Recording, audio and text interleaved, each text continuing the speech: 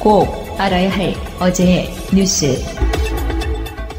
신고리 공론화위원회의 최종 발표 직전에 있었던 일반 여론조사 결과에서는 건설 재개와 중단 의견이 박빙의 차이를 보였습니다.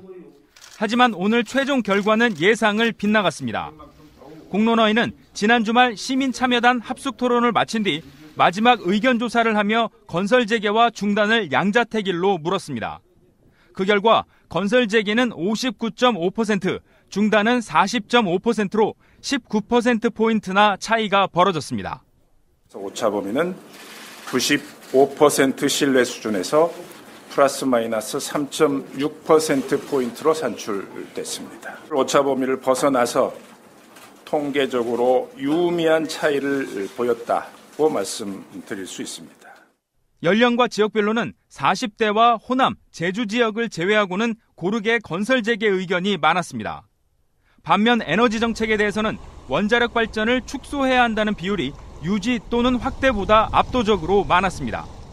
원자력 발전을 축소하는 방향으로 에너지 정책 결정을 할 것을 정부에 권고합니다. 공론화위원회는 이런 내용을 담은 권고안을 발표 직후 국무총리에게 전달했습니다. 정부도 위원회의 권고를 존중한다고 밝혔습니다. 오는 24일엔 권고안을 국무회의에서 의결할 계획입니다. 이후 한국수력원자력이 건설 재개를 통보하면 원자력안전위원회는 현장 안정성 확인 절차를 거쳐 공사 재개를 최종 승인할 예정입니다. 국감에 나선 여당 의원들은 오늘 새벽 영장이 기각된 추명호, 추선희 씨를 집중 거론했습니다. 이들의 범행 가담 정도가 상당하고 증거인멸과 도주 우려도 작지 않다면서 영장 전담 판사들의 판단 기준에 의문을 제기했습니다. 작은 역할을 한 사람에 대해서는 영장이 발부가 되고 더 큰 역할을 한 사람에 대해서는 영장이 발부가 되지가 않으면 국민들은 이 영장방을 발부에 대해서 수긍할 수가 없다는 것입니다. 이미 먹통부리 PC를 없애고 사무실과 집을 깨끗이 치우고 검찰 압수수색 때도 문을 잠그고 항거했다고 합니다.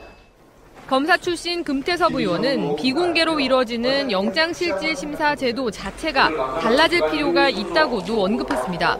건전한 비판을 할 수도 있어야 되는 그런 절차가 밀실에서 영장전담 판사 한 명이 열몇 시간 동안 해서 사실상 결론을 내는 것이 바람직하다고 생각하십니까? 하지만 야당은 이 같은 지적에 대해 정치 공세라고 했습니다. 적폐청산 사건이 아니면 과연 여기에 대해서 이렇게 목소리를 높였겠느냐, 이런 측면에서 이게 굉장히 정치적인 접근이다. 강형주 서울중앙지법원장은 영장 기준에 대해 객관성과 명확성을 높이도록 노력하겠다고 밝혔습니다. 자유한국당 홍준표 대표가 미국 방문 일정을 앞두고 당 윤리위원회를 소집했습니다. 윤리위는 앞서 당 혁신위원회가 요청했던 대로 박근혜 전 대통령에 대한 자진 탈당 권고안을 의결했습니다. 이와 함께 친박계 핵심인 서청원, 최경환 의원에게도 자진 탈당할 것을 권고했습니다. 탈당 권유로 결정이 났습니다. 보수 진영의 결집을 위해서는 이런 결정을 해야 되겠다. 이로써 자유한국당과 바른정당 사이 보수통합 논의의 발판은 일단 마련됐습니다. 바른정당 통합파 의원들이 한국당에 합류할 수 있는 최소한의 명분이 확보됐기 때문입니다. 자유한국당의 혁신 조치가 과감하게 이루어지길 바라는 많은 의원들이 있다. 동참의 물줄기를 더욱더 크게 할 수 있을 것이다. 하지만 앞날이 그리 밝지만은 않습니다. 일단 당원 당규에 따라 박 전 대통령은 열흘 안에 탈당 신고서를 제출하지 않으면 최고위 의결을 거쳐 자동으로 제명됩니다. 문제는 서청원, 최경환 의원입니다. 현역 국회의원에 대한 제명은 당내 재적의원 3분의 2 이상이 찬성해야 확정되는데 당장 의원총회에서 친박계의 반발이 거셀 것으로 보입니다. 당사자인 최경환 의원은 부당한 징계 결정에 절대 승복할 수 없다며 독재적인 태도로 정당의 민주적 절차와 규정을 무시한 홍 대표가 즉각 사퇴해야 한다고 촉구했고, 지도부인 친박계 김태흠 최고위원도 대표가 독단으로 결정할 문제가 아니라며 윤리위 결정에 대해 당 최고위원으로서 강력히 반대하겠다고 밝혔습니다. 실제로 의총에서 서청원, 최경환 의원에 대한 제명이 거부되면 홍준표 대표의 리더십은 물론 보수 통합 논의에도 타격이 불가피합니다.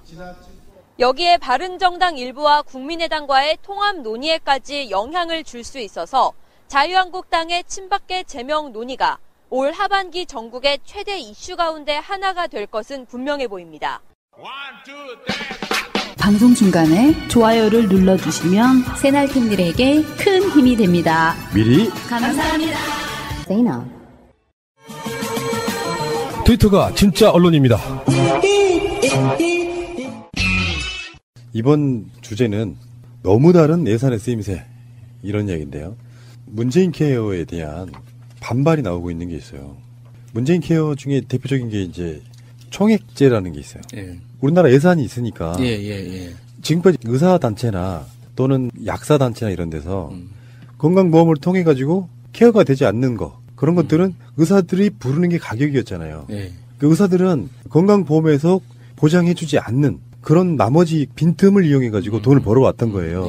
근데 지금 문재인 케어의 핵심은 뭐냐면 그 모든 것들 성형 목적의 의료 행위만 아니면 전부 다 건강보험 안에 들겠다 이런 거거든요. 그렇죠.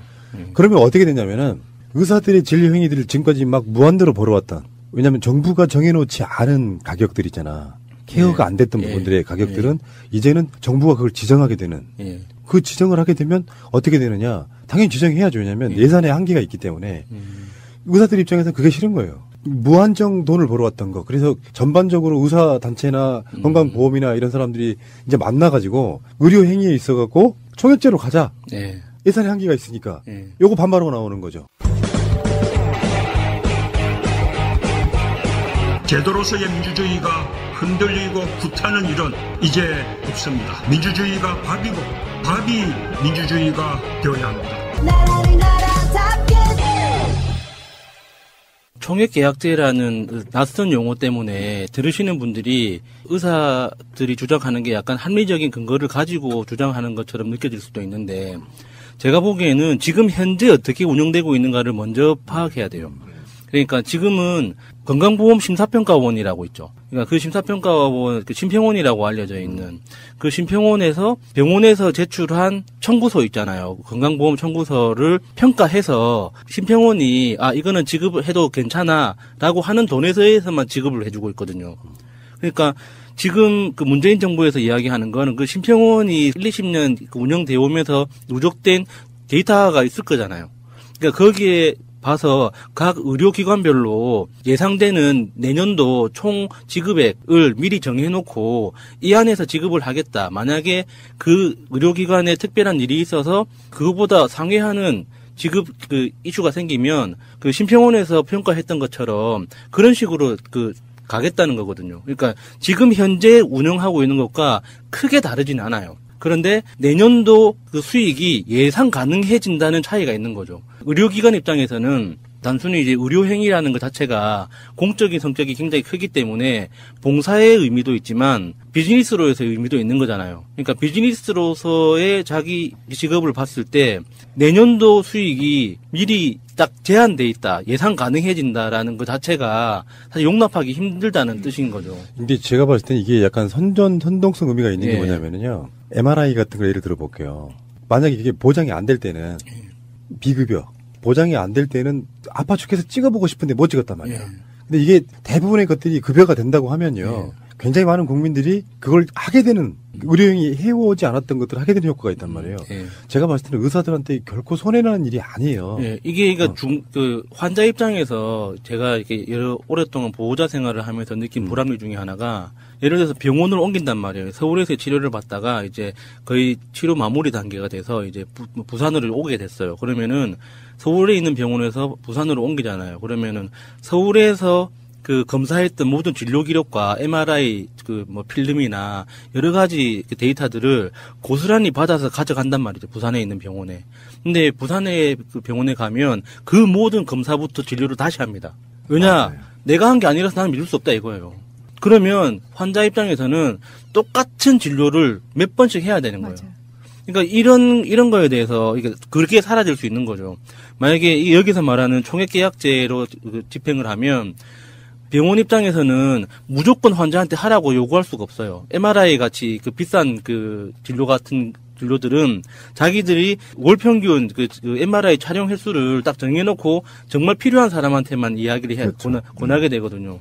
근데 지금은 정말 불합리한 게 많긴 많아요, 진짜. 그러니까 여기다가 하나 추가가 의사들만 반발하고 있는 게 아니고 예. 약사들도 그런 건데 실제 약의 원가를 보니까 너무 비싸게 팔더라 이거야. 예. 그래서 이것을 현실화시킬 수 있는 여지가 실제로 5년간이요. 5조에서 13조 정도를 아낄 수가 있대요. 예. 그 정도로 약값이 부풀려져 있는 거예요. 그러니까 그렇게 되면 이제 약가하고 의료 수가하고 이제 총액 인건비니까 나눠 먹기식의 문제가 이제 되는 건데 어쨌든 저는 우리가 어떤 입장을 취해야 되는 거야에 대해서 좀 얘기를 해보면 문재인 케어는 복지국가로 가는 길에 기초 단위의 정책이거든요.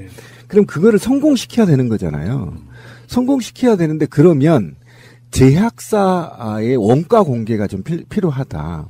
일단은. 그리고 아까 말씀하셨던 대로 저도 이제 그런 경우가 굉장히 많거든요.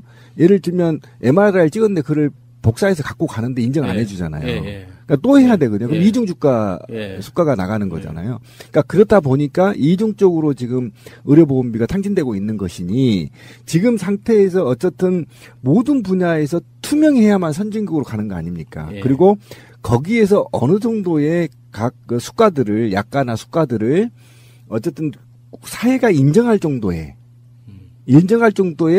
기준이 생겨야 되는 거잖아요. 무작정 지금처럼 이렇게 무방비적으로 지출하는 것은 좋지 않다. 단 목적은 어쨌든 이것이 문재인 케어를 파괴할 목적으로 이런 의사와 약사 집단들이 정부를 공격한다는 것은 지금 문재인 케어를 폐기하라는 거거든요. 이건 아니다. 그러면 합리적인 방안을 찾아낼 게 있고 또 지금 사실은 의료계도 지금 심각한 문제가 있는 게 뭐냐면 돈 되는 쪽만 지금 하고 있는 거잖아요. 그러면 사회적으로 의사들이 너무나 주가가 올라가 있는 것도 사실입니다. 다른 지역에 비해서. 그러다 보니까 그 사회적 지위에 맞게 돈을 벌려다고 보니까 어려운 데는 안 가고 성형이나 이렇게 떼돈 버는 데 가서 돈을 챙겨서 이제 그쪽 성형 천국이라고 하나요, 대한민국을? 뭐 그런 식으로 지금 하고 있는데, 근데 근본적으로 이 논의에서 아무리 우리가 신자유주의의 정점에 서 있다 하더라도 우려는 공공재이고 국민과 생명을 다루는 기술이거든요. 그렇다고 한다면 좀 안정적이고 그 다음에 충동적인 아닌 보다 더 진일보한 정책들이 만들어져서 이게 안정적으로 돼야 되지. 맨날 대통령만 바뀌면 이거 뭐 자기 약가 올리기 위해서 싸워 나가는 거 굉장히 보람직하지 않다. 하지만 이들이 주장한다 하더라도 합리적인 대화를 촉구해야지. 지금처럼 이 단체들이 사실 문재인 그 폐기를 요구한다는 것은 저는 이건 반역행위다. 그러니까요. 지금 의료업계가 힘들어진 이유가 사실 뭐 정책 문제도 있겠죠. 그러니까 지금 오랫동안 누적되어 있는 의료보험 체제의 어떤 문제도 있겠지만 사실 자기들끼리의 경쟁 때문에 출혈된 게 너무 많거든요. 2015년 메르스 사태 때 우리가 한번 확인한 거지만 공적 기관, 국가가 그 세운 의료기관이 대한민국만큼 부족한 나라도 없어요. 그러니까 의료의 공적 기능 자체가 없으니까 그 민간에서 경쟁을 통해서 이렇게 수익 사업 중심으로 이제 의료 행위가 많이 만들어지다 보니까 정치 큰 놈들만 잘 되는 방식으로. 그래서 실제로 이제 골목 상권처럼 마을 곳곳에서 이제 작동해야 되는 의료 행위들이 이제 거대 공룡한테 흡수되는. 그래서 그 고대 공룡에 흡수될 기회를 잃어버린 의료진들은 뭐 파산하거나 부도나서 이제 그 월급쟁이로 전환되고 하는 이런 방식이 계속 고착되다 보니까 의료계 전체가 힘들어지고 있는 거거든요. 근데 그런 거에 대한 자기 반성은 없이 무조건 모든 힘든 원인이 정책 문제고 뭐 문재인 케어 때문이다 이렇게 이야기하는 거는 좀 무리가 있는 것 같아요. 근데 어쨌든 총액 계약제는 어떻게든 좀 손을 좀 보긴 봐야 돼요. 구성원들이 충분한 토론을 하고 국민적 합의를 걸쳐서 총액 계약제 같은 건 손을 봐야 되는 건 맞다. 그러나 문재인 케어를 폐기하라는 건 이건 아니다. 문재인 케어의 대표적인 시작이랄까 이런 게 촛불이잖아요. 그렇죠. 촛불에는 뭐 박근혜 국정농단 없애라 이게 아니야. 기존에 있던 것 중에 너무 말도 안 되는 사회 제도적 시스템을 바꿔달라 이런 거거든요. 문재인 케어가 어쩌면 촛불 정신을 가장 잘 담은 대표적인 정책인 거예요. 맞습니다. 국민들이 돈이 없어서 치료를 받지 못하는 상황은 없게 하자 이런 거거든요. 그 나라도 아니죠. 그러면 의사들이나 약사들이 대승적으로 여기에 동참해주면서 사회 특권층으로 살아왔던 그 기득권을 내려놓기 싫은 모습만 보여주고 있잖아요. 그렇죠. 지금 그 문재인 대통령이 이제 일자리 위원회 회의를 가면서 여러분들 빅이슈라는 잡지 있죠. 예. 1년 전에 빅이슈 파시는 분들이 있어요. 어디 예. 그 지하철 이런 데 있구나. 가면 예. 이번에 거기 가면서도 그거를 그 길을 또 찾아가서 이렇게 만나는 이런 장면도 훈훈하게 봤는데 일자리 위원회가 지금 여러 가지 이야기가 나오고 있는데요. 첫 번째는 소방직 2만 명 우선 채용하겠다 이런 거고요. 그다음에 이런 것도 있었어요. KTX 승무원과 굉장히 밀접한 건데 안전을 담당하는 직원들은 비정규로 못하게 하겠다 법적으로. 예. 그거 정말 멋있더라고요. 그러니까 코레일에서 말하고 있는 게 그것 중에 하나예요. 승무원은 안전 담당하는 직업이 아니다 이렇게 유권에서 그러고 있더라고요. 근데 예를 들어서 철도 기차 운영상의 문제로 승객이 다치면 누가 책임입니까? 승무원이 책임지는 거죠. 그 이런 말도 안 되는 짓거리 하고 있는 거고. 근데 지금 우리가 그 안철수 씨가 지금 용산 소방서 가가지고 사진만 찍고 왔다고 욕 바가지로 쳐먹었는데 현실도 모른 채. 그래서 소방직 공무원 늘려라는 말을 안 했어. 가증스럽잖아요. 소방직 공무원 늘려야 된다. 문재인 정부 늘려줘 하면 문재인 대통령이 철수가 하면서 늘려주면 되는데 사진만 찍고 오는 상황이었는데 실제로 우리나라 공무원들 중에 가장 열악한 게 소방 공무원이라고 하지 않습니까? 그렇죠. 2만 명 늘리겠다는 거예요. 소방 공무원들이 최근에 그런다면서요. 벌집을 제거하다 뭐 사고가 났어. 그래서 2천만 원 물어주는 뭐 그 사건도 최근에 언론상에 회자가 되더라고요. 그래요? 그런 일이 있었어요? 네. 그게 말도 안 돼. 왜? 무슨 잘못해가지고 국민들한테 재산상에 손해를 끼치면 개인이 그걸 물어낸다면서요. 진짜 그건 너무 구상권이라고 하는 건데 고위직들은 씨발 구상권 청구 안 하고 하위직들은 그렇게 한다니까요. 인감 한번 잘못해서 3억 5천 구상권 냈어요. 그러니까 하위직들한테는 그렇게 구상권을 하면서 정부 핵심 고위직들이 저렇게 부정부패를 저질러도 구상권 청구 한다는 소리를 못 들었죠. 지금 국정농단 국정원에서 특수활동비 가져간 돈 등등 추선이 다 준 돈 다 추징해야 되거든요. 이거 반드시 추징하는지를 국민이 감시해야 돼요. 근데 하위직들은 인감 한번 잘못했다고 3억 5천 물어주는데 벌 한번 잘못 저기했다고 잡았다고 돈 물어주는 거잖아요. 국민의 세금 또는 그것에 비슷한 유형에 해당되는 것들을 다수 약자 국민들이 위해서 쓰느냐 안 쓰느냐 요거거든요. 근데 아까 제가 제목을 이렇게 말씀드렸잖아요. 예산에 너무 다른 사용처라고 표현했잖아요. 드디어 수자원공사 4대강 사업의 주역 수자원공사에서 뒤늦은 양심 고백 참회 석고대죄 4대강 사업이 국민적으로 심려를 끼쳐서 반성한다 이런 메시지가 왜 지가 합니까? 이게 지금 국정감사에서 답답하죠. 지금 여당 의원들이 물을 거 아니에요. 4대강 사업에 대한 어떤 이런 것들을. 그러니까 수자원공사 경영진 입장에서는 국민들한테 심렵게 죄송하다고 이번에 SBS가 단독 보도한 거 보면은 뭐가 나왔냐면 4대강 보호 밑을 다 촬영해봤어요. 와, 다 쇄골돼 있죠. 이대로 두면은 그냥 무너지게 돼 있는 경우가 너무 많은 거예요. 강바닥에다가 너무 공사를 날림으로 해가지고. 그러면 그거 어떻게 해야 돼? 결국엔 폭파해야 돼요. 제가 볼 땐 아마 조만간 재앙이 한번 올 거예요. 에이, 그러지 마요. 아니, 제 말은 그 이유가 뭐냐면 우리나라가 20년에 한 번씩 큰 폭우가 오거든요. 그럼 다 쓸려버려요, 저거. 두고 보세요. 강둑 터지고요. 왜 그러냐면 강우강도라는 게 있고 비가 산에 내리면 이 산에 내린 비가 강으로 도착하는 시간을 유달 시간인가 도달 시간인가 될 거예요. 이게 빠르면 빠를수록 홍수가 날 확률이 높아요. 근데 4대강을 정비해버렸잖아요. 그러니까 유달 시간이 많네요. 유달 시간이 짧아져 버렸어요. 그러니까 물이 급격하게 어디로 모여? 4대강으로 모이죠. 그럼 홍수가 날 수밖에 없어요. 그래서 강을 살리는 방식이 지류를 꼬불꼬불 하게 해놔야 유달 시간을 길게 잡고 땅도 물을 충분하게 스며들고 그리고 남은 물이 우수가 이제 이 강으로 오는 거거든요. 근데 이걸 직선화 시켜놨기 때문에 두고 보십시오. 이 뚝 무너질 가능성이 굉장히 높습니다. 그러니까 수공이 어떤 의미에서 뭘 반성한다는 거예요? 단기간에 대규모 건설이 이루어지다 보니 보안전성에 대한 우려가 초래됐고 사전 수요 예측이 부족해 용수 추가 확보에도 보용수 활용도가 저하됐으며 수질에 대한 사전 조사 및 데이터 분석 부족으로 녹조 발생을 예견하지 못해 적정 대응이 미흡했다고도 시인했습니다. 자, 4대강을 어떻게 만들었는지 다시 한번 상기시켜 드릴게요. 홍수 예방, 가뭄 예방, 수질 보호 이런 거에서 전부 다가 의미가 없다는 거잖아요, 지금. 가장 희한했던 게 그거죠. 예비 타당성 조사라는 거를 반드시 하게 돼 있잖아요. 그 500억 이상, 사업비 500억 이상의 정부 사업은 예비 타당성 조사를 반드시 하게 돼 있는데 4대강 관련한 사업 중에 예비 타당성 조사를 한 게 단 하나도 없죠. 수공이 4대강 사업에 8조 원을 부담했어요. 22조 중에. 2008년 부채가 2조 원이었습니다. 부채 비율이 전체 자산의 20%였어요. 그런데 2009년부터 12년까지 이게 이명박의 그 재임 기간이거든요. 4년은 예. 전체 16개 보 중에서 5개 보하고 2개의 댐 건설을 직접 시행을 했어요. 2013년에 부채가 14조. 2조였던 게 불과 5년 만에 14조가 됐고요. 부채 비율이 20%였던 것이 121%로 뛰었습니다. 지난해 기준, 2016년 기준 부채 비율은 204.8%. 4대강에 투자했던 8조 원 중에서 6조 4천억 원이 회수가 불가능. 이거를 제외해도 부채 비율은 100.3%. 물론 수공의 잘못은 아니겠죠. 이명박 같은 자가 자기 낙하산으로 수자원공사 사장 내려보내고 국가의 예산이 부족하니 수자원공사 니들이 부담해서 만든 건데 사실은 우리가 다 알고 있잖아요. 이명박이 비리 중에 지금 뭐 다스는 누구 겁니까?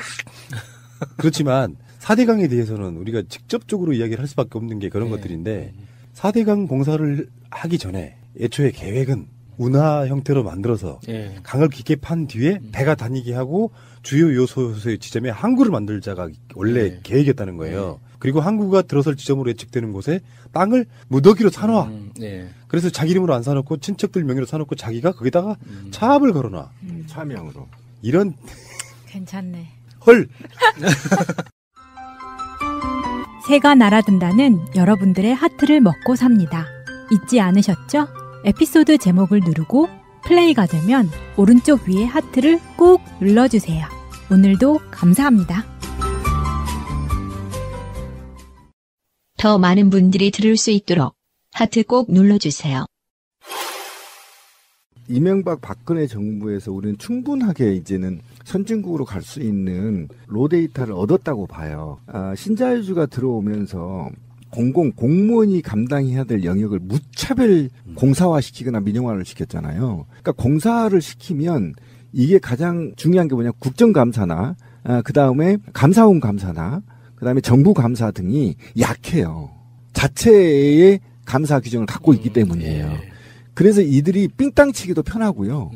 국가 예산을 이용하기도 편하게 되어 있어요. 그러니까 대통령이 사장만 바꾸면 마음대로 해버리는 구조잖아요. 그래서 저는 아까 문재인 대통령이 이제 공공부문 일자리를 만든다고 했잖아요.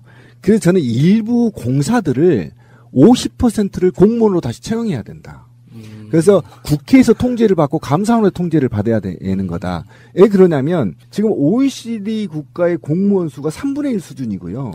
인구 대비입니다. 그냥 수가 아니고 인구 대비로 23위예요. 예. 그러니까 뭐냐면 공무원 수가 많으면 혈세를 많이 낸다고 생각하는데 그렇지 않습니다. 분명히 말씀드리지만 행정 서비스가 늘어나고 지금 왜 문재인 대통령이 공무원 수를 늘리려고 하냐면 이건 시대적 부흥이에요. 왜 그러냐면 대기업은 절대 일자리 창출을 못합니다. 내 장을 지집니다. 예, 그건 맞아요. 100대 기업들은 절대 일자리 창출을 못합니다. 그러면 앞으로 일자리를 창출할 수 있는 블루오션은 공공영역이에요. 그러면 공사 같은 데를 저렇게 무방비 상태, 한번 강원랜드 보자고. 이게 공사거든요. 강원랜드를 채용자 90%를 다 청탁으로 했잖아요. 그죠? 먹잇감이었죠. 자유한국당 애들. 먹잇감이었잖아요. 그러니 그 안에 강원랜드가 제대로 운영이 됐겠습니까? 안 되죠. 이겁니다. 제 얘기는. 그러니까 그다음에 KT 한번 요즘 말이 많더라고요. KT를 완전히 민영화시켜서 어떻게 됐죠? KT는요. 아무리 적잖아도 책임질 주체가 없어요. 사규가 그래요. 누구도 책임 안 져요. 그냥. 그러니까 이런 것들을 다시 환원시켜서 일부 국가가 공공재를 통제할 수 있고 그다음에 예산을 심의하고 감시할 수 있는 권한들을 막강하게 갖고 있어야 된다. 그래서 이것이 공공영역 일자리를 만드는데 추가로 만들 수 있다면 바로 공사 부분에 대해서 일부 의결권과 예산 집행권들을 실제 공무원들로 교체해 나가는 광범위한 사회적 제도 개선이 필요하다. 저는 이렇게 봅니다. 4대강도 그 중에 하나입니다. 4대장을 공무원이 했다면 못합니다. 왜 그런지 아세요? 처먹었다 자기 7억대는 연금 날라가거든요. 그러면 연금보다 더 많이 처먹어야 되는데 하위직 중에서 저 못합니다 나가버려요. 또 다른 부서로 보내주십시오 이래버려요. 요즘은. 그건 4대강 무조건 그렇게 굽실거리기 못하거든요. 그러니까 그런 측면이 있다는 것을 분명히 말씀드리고 문재인 정부의 공무원 수 늘리는 것은 시대적 흐름이고 그다음에 OECD 국가의 평균치도 지금 안 되는 상황에서 하고 있기 때문에 일부 정치적 집단이 세금 많이 낸다고 하냐? 이건 아닙니다. 오히려 세분화되고 다변화되는 한국 사회에 능동적으로 국민들한테 서비스를 제공하기 위해서는 전문적인 공무원들이 필요하다. 그러니까 4대강 해가지고 수질만 악화됐잖아요. 그럼요. 저쪽 사람들의 실드가 뭐였는 줄 아세요? 4대강 아무 문제 없는데 물을 제대로 정화하지 못해서 내려보내니 거기에 녹조가 생겼다 이런 논리로 방어를 했거든요. 지금 현재 낙동강이라든지 올해 6월 달부터 개방했잖아요. 네. 그리고 내년 2월까지 또 개방을 계속 한다고 해요. 네. 실제로 녹조가 엄청 사라진 이 상태를 우리가 보고 있긴 한데 사실 아까 처음에 말씀드린 것처럼 대표적으로는 보수공사를 해야 돼. 그러면서 이렇게 유지 관리하는데 드는 비용만 1년에 조 단위에 가깝습니다. 예, 조 이상 들어가죠. 그런 상태를 만들어 놓고 이명박 4대강에 대해서 이제는 자유한국당 쪽에 실드를 못 쳐요. 5월 달에 4대강 사업에 정책감사하라고 지시를 했을 때 이명박한테 나왔던 메시지가 있습니다. 감사와 재판, 평가가 끝난 전 정부의 정책 사업을 또다시 들춰 정치적 시비거리를 만들기보다는 4대강 살리기 사업의 후속 사업을 완결하고 확보한 물을 잘 관리해 당면한 가뭄을 극복하는 데 힘써야 할 것이라고 주장했습니다. 정말 죽여버리고 싶지. 4대강 살리기 사업은 이명박 정부가 추진한 종합적인 치수 사업입니다. 그동안 버려졌던 강을 되살리고 기후변화에 따른 자연재해에 대비하며 수자원을 확보하기 위해 수행됐습니다. 아니 그 더러운 문장을 갖다가 이렇게 이쁜 목소리를 읽으면 굉장히 뭔가 안 맞아요. 다시 읽어드릴게요. 이명박 정부가 추진한 종합적인 치부 사업. 어쨌든 지금 수자원공사가 안고 있는 각종 부채 그리고 앞으로 나갈 돈들은 저는 이명박이 저수지를 찾아서 그 돈으로 충당해야 된다. 저는 이게 뜬금없을 수도 있는데 이게 수자원공사 이야기 하다가 수자원공사를 방문했던 기억이 나서 그 수자원공사 방문했을 때 느낌이 뭐였냐면 와, 이 좋은 걸 나 혼자 보기 아깝다라는 생각을 했거든요. 그러니까 보통 우리 지금 현재 이제 인기 있는 관광 프로그램 중에 청와대 이제 그 관람하는 둘러보는 프로그램 있잖아요. 그런 걸 행정부 차원에서 청와대 담당자 듣고 계시죠? 한번 기획을 했으면 좋겠어요. 수공뿐만 아니라 대부분의 이제 거대 공기업들이 있죠. LH공사나 뭐 한전이나 뭐 이렇게 한수원도 마찬가지예요. 본사에 가보면 그냥 이거는 그냥 나 혼자 보기 너무 아깝다. 굉장히 잘 꾸며져 있고 그 자기들이 하는 어떤 그 공적 미션을 설명하기 위해서 홍보실에서 그 조직적으로 굉장히 준비가 잘 돼 있거든요. 근데 왜 그거를 국회의원이나 보좌관들만 활용하냐고요. 일반 시민들이 언제나 관람하고 그 방문하고 했을 때 체계적으로 이렇게 홍보할 수 있으면 그 사람들이 이제 시민들이 본능적으로 알 거라고 생각해요. 이게 비판할 지점과 칭찬할 지점이 동시에 있거든요. 그 수자원공사라는 기관이 이렇게 화려한 건물을 써야 할 이유가 뭔가에 대해서 한번 따져보게 되는데 따지다 보면 수자원공사가 중요한 일을 하고 있거든요. 그런 식으로 이게 좀 이렇게 더 공기업이나 공공기관이 시민들하고 좀 더 거리를 좁히는 그런 일들이 있어야 되지 않을까 싶어요. 그때 당시 음모론 기억나실지 모르겠는데 한번 상기시켜 드릴게요. 이명박은 수지를 악화시킴으로써 불 판매 사업을 하려고 했다. 이런 그런 의혹도 있었어요. 그게 이제 공교롭게도 이명박과 코오롱과의 이상득과의 관계들이 이렇게 버무려지면서 실제로 그런 경우도 있었고 아무리 생각해도 저는 제가 제일 열받는 건 4대강 사업은 4대강 부역자들이에요. 각종 학계에 있는 사람들이 교수들 4대강을 하면 수질이 좋아진다는 동 지금도 그 자식 기억난다. 이화여대 교수. 그것뿐만 아니에요. 이름은 안 밝힐게요. 제가 그 가장 코미디가 뭐였냐면 나경원도 거기 납품했어요. 전병현, 내 다 기억나요 지금. 수질을 어떻게 좋아진다는 거냐 그랬더니 배가 다니면 스크루가 산소를 공급해. 산소를 공급한다. 그런 교수가 있었어요. 그런 자식들 지금 박근혜 5년 동안에는 그나마 박근혜 뒷배경으로 해가지고 뭔가 껍빗단니처럼 또 이쪽 정부에 붙어갖고 막 핥아대고 있다가 지금 조용하고 있는데 그런 부역자들 리스트 이미 만들어진 게 있거든요. 4대강 부역자 리스트 같은 게 있어요. 이 사람들이 최소한 법적인 책임을 안 지더라도 사회적으로 전 사과를 해야 된다고 봐요. 맞습니다. 동의합니다. 너번 물고기 씨발놈들 진짜. 수자원 애들만 사과할 게 아니라 당시에 선동했던 교수 또는 전문가 그리고 정치인들 사과해야 된다. 진짜 로봇 물고기는 회쳐가지고 처먹으라고 해야 돼요. 진짜 그래서 뱃속에서 조립해버려. 그러니까 얼마나 국민을 얕잡아봤으면 그 로봇 물고기가 불가능할 거를 알면서도 정말 국민을 너무 갖고 놀았죠. 로봇 물고기 개발하는데 제가 알고 있기에 50억 정도 들어갔어요. 예, 맞아요. 그러니까 실제로 테스트 해보는 것만 50억이 들어간 거예요. 그걸 또 누가 빼먹었을까? 난 그게 궁금해. 아니, 기사 나왔던데. 예. 기사 나왔던데. 누가 빼먹었냐고. 그러니까 이게 이명박한테는요, 자원외교도 마찬가지지만 구조가 뭘 하다가 실패한 게 아니고 일부러 실패하는 것 같단 말이야, 느낌이. 보호를 SBS 보도를 이렇게 화면으로 보면요, 진짜 위험한 게 일단 밑에가 모래잖아요. 물이 계속 내려오면서 계속 파이는 상태거든요. 이걸 임시 처방으로 예산 들어가면서 계속 메꾸고 있어요, 또. 거기 들어가가지고. 근데 SBS 보도를 보면 그런 거예요. 조금만 더 있으면 사람들이 보호를 지나다닐 수 없다. 언제 무너질지 모르는데. 그게 아까 신빈이 말씀하고 그거 연결을 시켜보면 그런 거예요. 제가 영산강 강가에 태어났잖아요.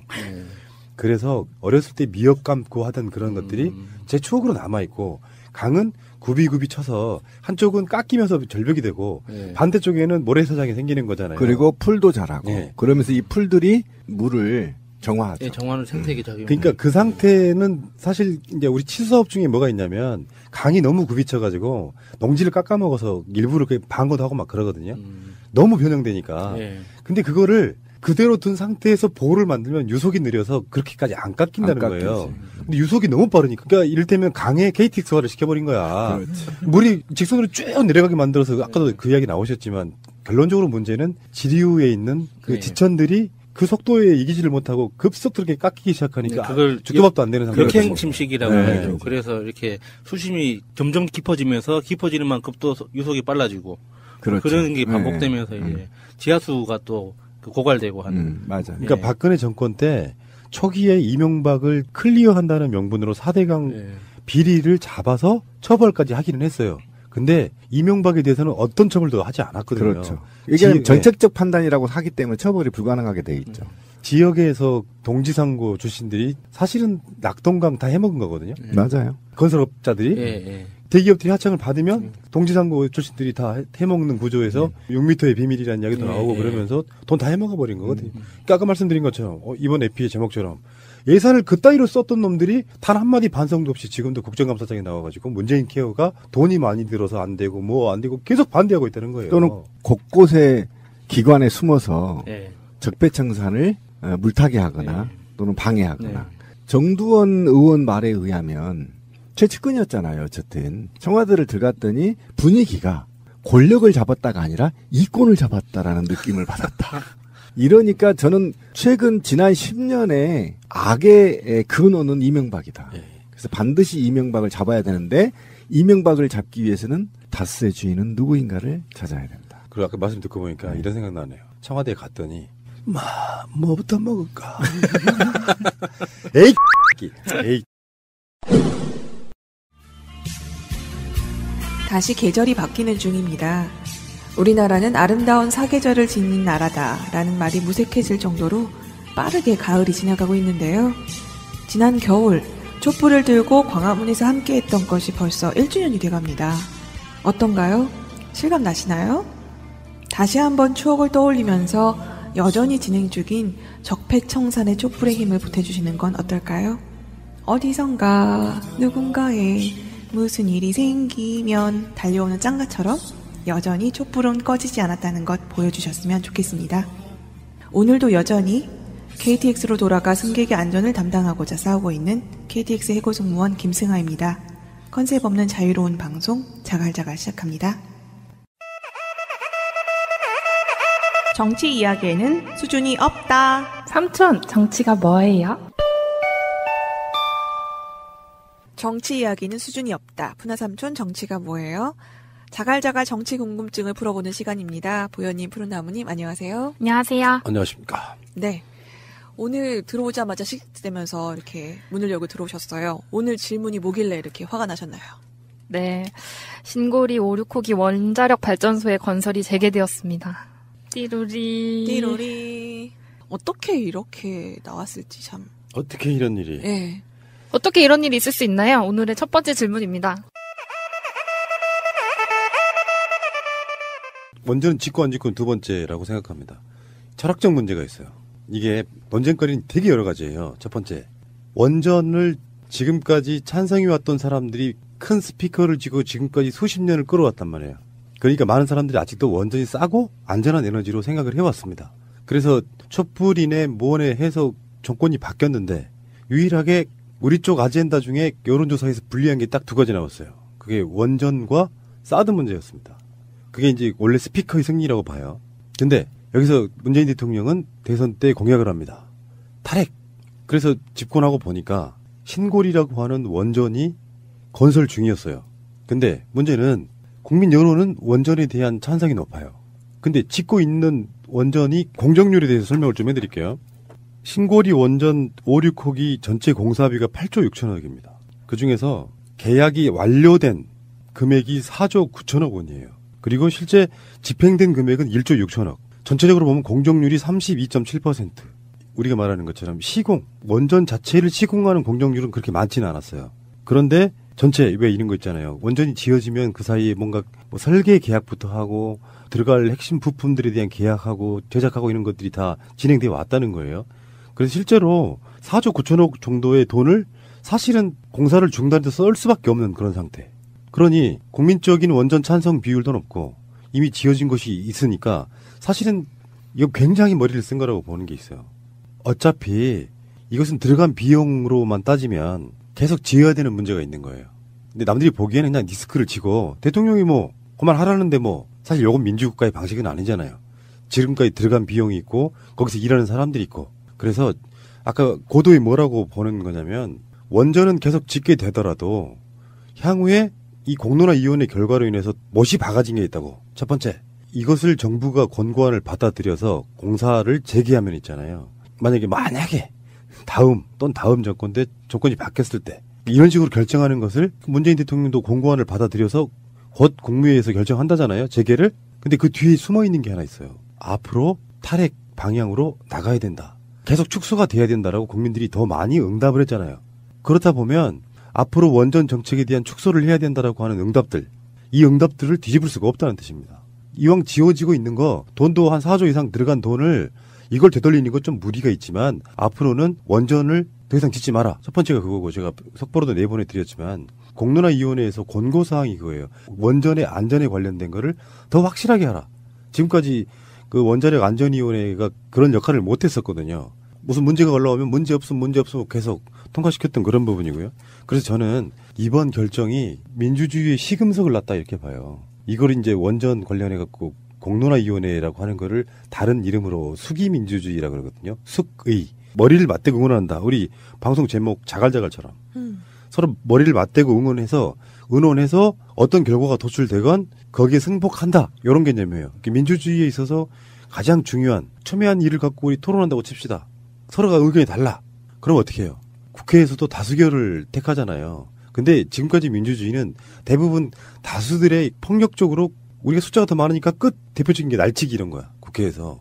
그렇게 하지 말고 일단 막 토론을 한 뒤에 그래도 결과는 우리가 다수결로 하자 이런 거예요. 그게 이제 수기민주주의 끝이라고 보는데 그 수기민주주의를 모든 정책 결정에 있어서 다 할 것이냐. 저는 그거는 좀 불가능하다고 보는데 샘플로는 굉장히 좋은 과정이었다고 보는데 이제 마치 결과만 갖고 이야기하는 사람들은 원전이 다시 지어지게 됐으니 뭐 문재인 대통령이 뭐 패배다 이렇게 표현하는 사람도 있고 뭐 야당에서는 뭐 그동안 시간 들이는 거 있고 돈 있으니까 사과해라 이런 말도 있는데 그건 택도 없는 소리예요. 대통령이요 반대로 한번 보세요. 4조 이상 들어간 돈을 대통령이 공약사항이라고 그래서 무조건 중단 딱 결정해놓고 보십시오. 그럼 거기에 대해서 그 비용 누가 책임질 수 있겠냐고요. 어차피 지을 거 지어지는 건데 안전을 더 강화하고 앞으로 더 이상 원전은 못 짓는다. 이게 결론이란 말이에요.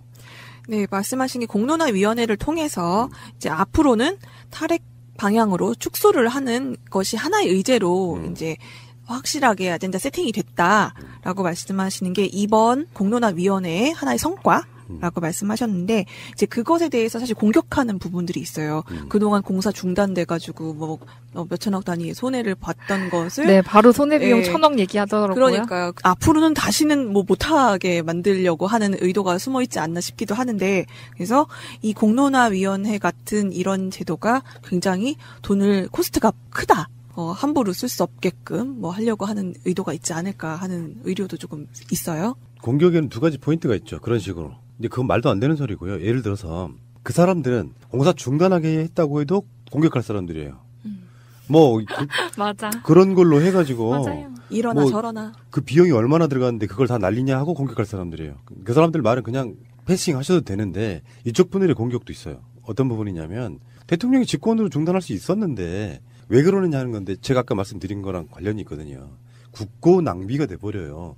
그러면 일종의 일반 회사나 공공기관 같으면 배임이 돼버립니다. 거기에 대해서 국민들에게 결정권을 사실상 주다시피 하고 더 중요한 요소는요. 문재인 대통령의 공약이었던 탈핵에 대해서 더 알리는 계기가 됐다는 거죠. 왜 저렇게까지 해야 되는지. 그래서 정말 몰랐던 국민들이 원전은 깨끗하고 안전한 에너지가 아니구나라는 걸 다수의 국민들이 알게 됐다는 더 큰 의미가 있고요. 여기서 결정된 사항들이 문재인 정부가 받아들이면 정권이 바뀐다고 해도 탈원전 정책을 수정하기는 힘들어진다는 거예요. 그걸 또 뒤집기 어렵다는 거죠. 만약에 뒤집으려면 똑같은 과정을 거쳐야겠죠. 뭐 수년 후에 원전을 하나 더 짓고 싶어. 이명박 같은 자가 올라와서. 그렇다면 우리가 요구할 수 있죠. 수기민주주의로 공론화위원회를 또 해라. 거치라는 걸 할 수 있는 거예요. 최근에 나오는 것 중에 정말 열받는 게 4대강 이야기 또 나오고 있잖아요.